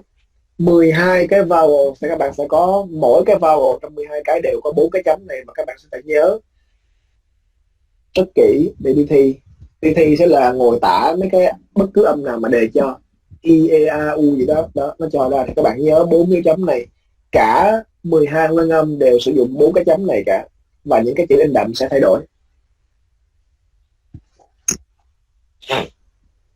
Ngoài ra, slides của thầy về nguyên âm sẽ còn có một cái nữa là examples. Thầy đưa các bạn thiết những cái ví dụ, những từ nào sử dụng nó, bạn thấy không? Trên đây đọc là it. Ủa? Đúng rồi. It không phải là eat nha. Eat là ăn, còn đây là it là nó. Hai cái đó khác nhau. Tương tự với lại is. Đây là is, không phải là is. Is là cái động từ của chữ easy. Còn đây là is, tương tự với bit hay là with hay là lips.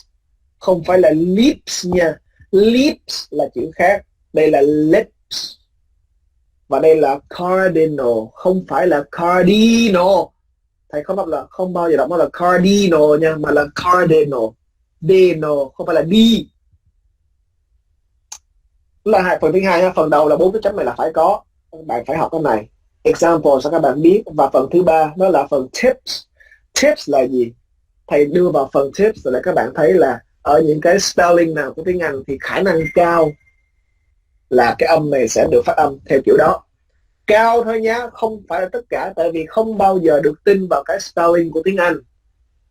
Cái tiếng đó nó viết đàn đọc nẻo là chuyện rất là bình thường. Cho nên cái tip thầy đưa ra chỉ để các bạn có thể nhận biết được phần lớn, chứ không bao giờ là tất cả. Thì các bạn thấy cái âm E này sẽ thường được viết bằng chữ Y ngắn trong tiếng Anh, I, letter I. Tất nhiên cái letter I cũng có vài chục cách phát âm chứ cũng không phải ít ỏi gì. Thí dụ như I, tôi thì đọc là I chứ không phải E. Và một cái chuyện kinh khủng khác đó là trong những từ mượn, các bạn nhìn xuống cái slide dưới cùng nhé, cái phần dưới cùng cái slide các bạn thấy đó là tiếng Anh á, các bạn biết là nó mượn rất nhiều từ những tiếng khác.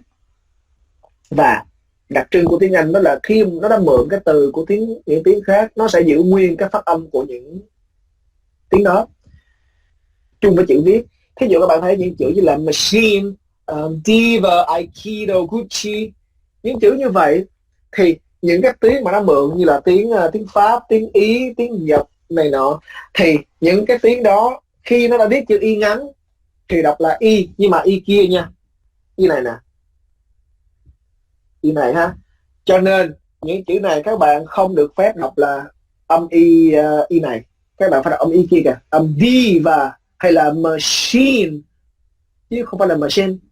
Không đọc là machine hay là diva hay là aikido hay là gucci, không đọc như vậy nha. Tip mình thì đúng, tip mình ghi là Y ngắn. Trong những trường hợp Y ngắn sẽ đọc là âm Y này, nhưng những từ mượn thì các bạn phải để ý kỹ, tại vì hầu như trong những tiếng khác thì cái chữ Y ngắn sẽ tượng trưng cho cái âm này cơ. Chỉ có trong tiếng Anh thì cái chữ Y ngắn nó lại là âm này. Nhớ ha, khi các bạn nhìn một từ tiếng Anh thì các bạn phải biết coi nó có phải là tiếng Anh thuần hay không. Nếu nó là thuần tiếng Anh như thế này, toàn bộ là thuần tiếng Anh, thì khả năng cao là cái chữ Y ngắn nó sẽ đọc là âm E. Nhưng nếu như nó có một cái gì đó có vẻ không phải tiếng Anh lắm ha, có vẻ không phải tiếng Anh lắm, thí dụ machine, thì các bạn phải nhớ cái chữ Y ngắn đó đọc là âm Y kia kìa, không phải âm Y mình đang coi nha. Thầy để 3 dấu sao, tức là không phải nha. Nói lại, những cái âm Y ngắn ở trong những chữ dưới cùng đọc là Y kia kìa, Y, chứ không phải là âm E này. Tại vì nó không phải tiếng Anh. Quy tắc, cái tip của thầy chỉ áp dụng cho những từ nào là tiếng Anh thuần từ đó tới giờ thôi, chứ không áp dụng cho những từ mượn. Từ mượn phải có quy tắc riêng của nó. Quy tắc rất dễ ha, các bạn nhìn cái kiểu như là machine mà các bạn thấy CH mà không đọc là chờ thì chắc chắn nó từ mượn. Không, xin lỗi, nó chắc chắn phải là bắt đầu đụng chạm. Hầu như những cái CH nào mà không đọc là ch thì đều từ mượn, hầu như. Cho nên các bạn thấy đó là machine, sure, đúng không? Rồi nó là từ mượn. Thì nó là mượn rồi thì mấy cái chữ y đi sau nó khả năng cao đọc không phải là âm y này đâu. Vậy ha, nhớ cái đó.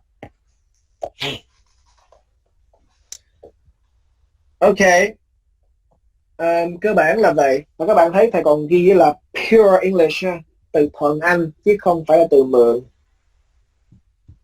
Hoặc là nhiều khi unstressed e, thí dụ trong essential, các bạn tra phiên âm các bạn sẽ thấy nó đọc là essential chứ không phải là essential. Xin lỗi, thầy còn muốn ghi thêm vài chữ mà thầy quên hay sao, cái mình để trống mê kỳ quá, sorry. Ok, nhớ ha, trong slide của thầy về 12 cái này sẽ luôn luôn có 3 phần. Một là cái 4 cái dấu chấm các bạn phải thuộc lòng. Tiếp là example, những từ nào đọc bằng nó, đọc bằng cái âm này nè. Và tiếp theo là cái tips, luôn luôn có phần tips. Tips sẽ cho các bạn quy tắc chính tả của hầu như các trường hợp như vậy. Không phải tất cả nha, nhắc lại, không bao giờ có chuyện tất cả trong cái tiếng này ha.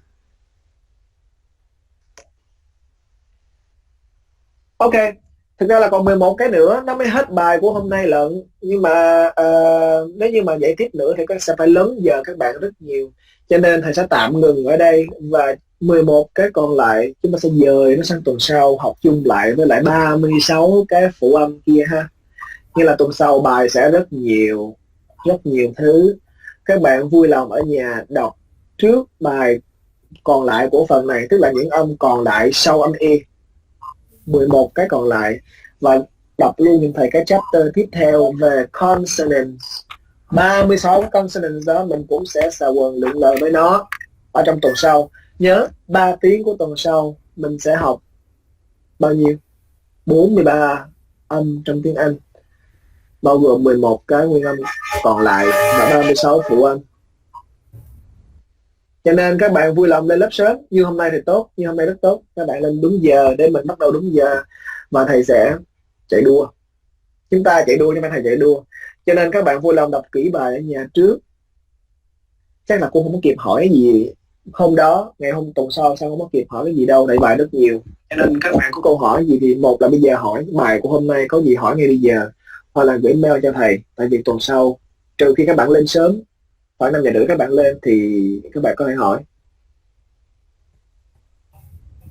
Dạ. Thầy hỏi cái hình thức thi midterm với cái môn này là làm cá nhân hay là có chia nhóm luôn? Cái đó thầy sẽ phải bàn lại, tại vì online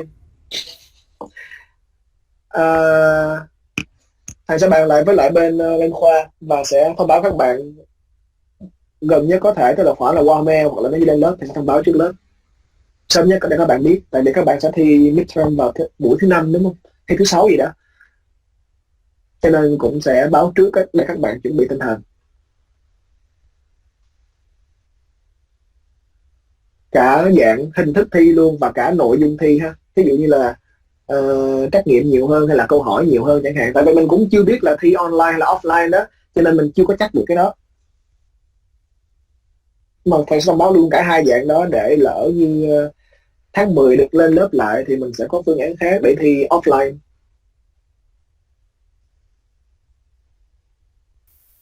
Dạ thầy, với lại mấy cái slide này thầy, em thấy môn này cũng khá là trừu tượng, thầy có thể gửi cho lớp coi tham khảo ở nhà không thầy?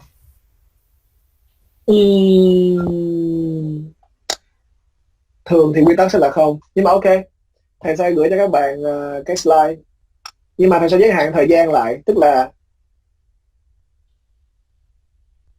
để đảm bảo cái fair cho những bạn khác và những sinh viên khác thầy dạy, thì thầy sẽ giới hạn trong vòng 24 tiếng, thầy sẽ khóa lại file, cho nên các bạn có thể tải sau đó trong 24 giờ ha.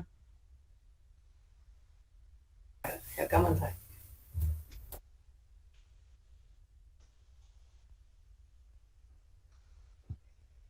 Okay, any other questions?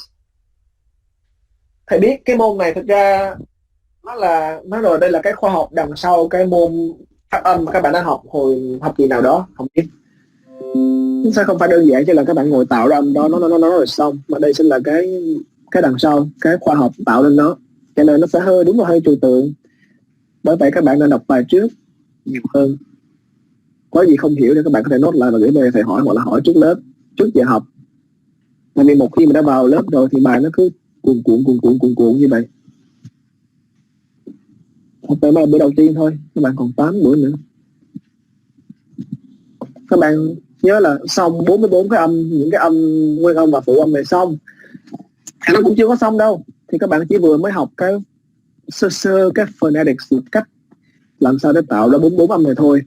Ngoài ra khi các bạn thực tế các bạn nói tiếng Anh thì các bạn sẽ còn có N cái hiệu ứng khác nhau. Như thầy nói hồi nãy, hiệu ứng nuốt âm rồi đồng hóa tùm lum la thứ đó, nó sẽ còn nhiều nữa. Cho nên để những cái phần sau nó được gọi là trôi chảy hơn và nó dễ hơn cho các bạn, thì các bạn vui lòng ôn bài ở nhà giùm thầy nhé. Không hiểu thì hỏi liền để đừng có quên.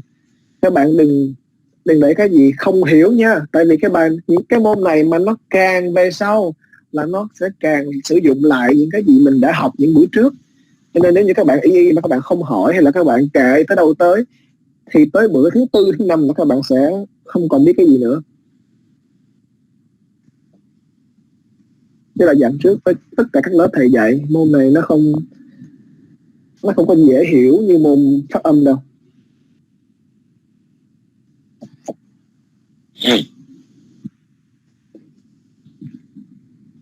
Các bạn nhớ đọc bài trước luôn nhé.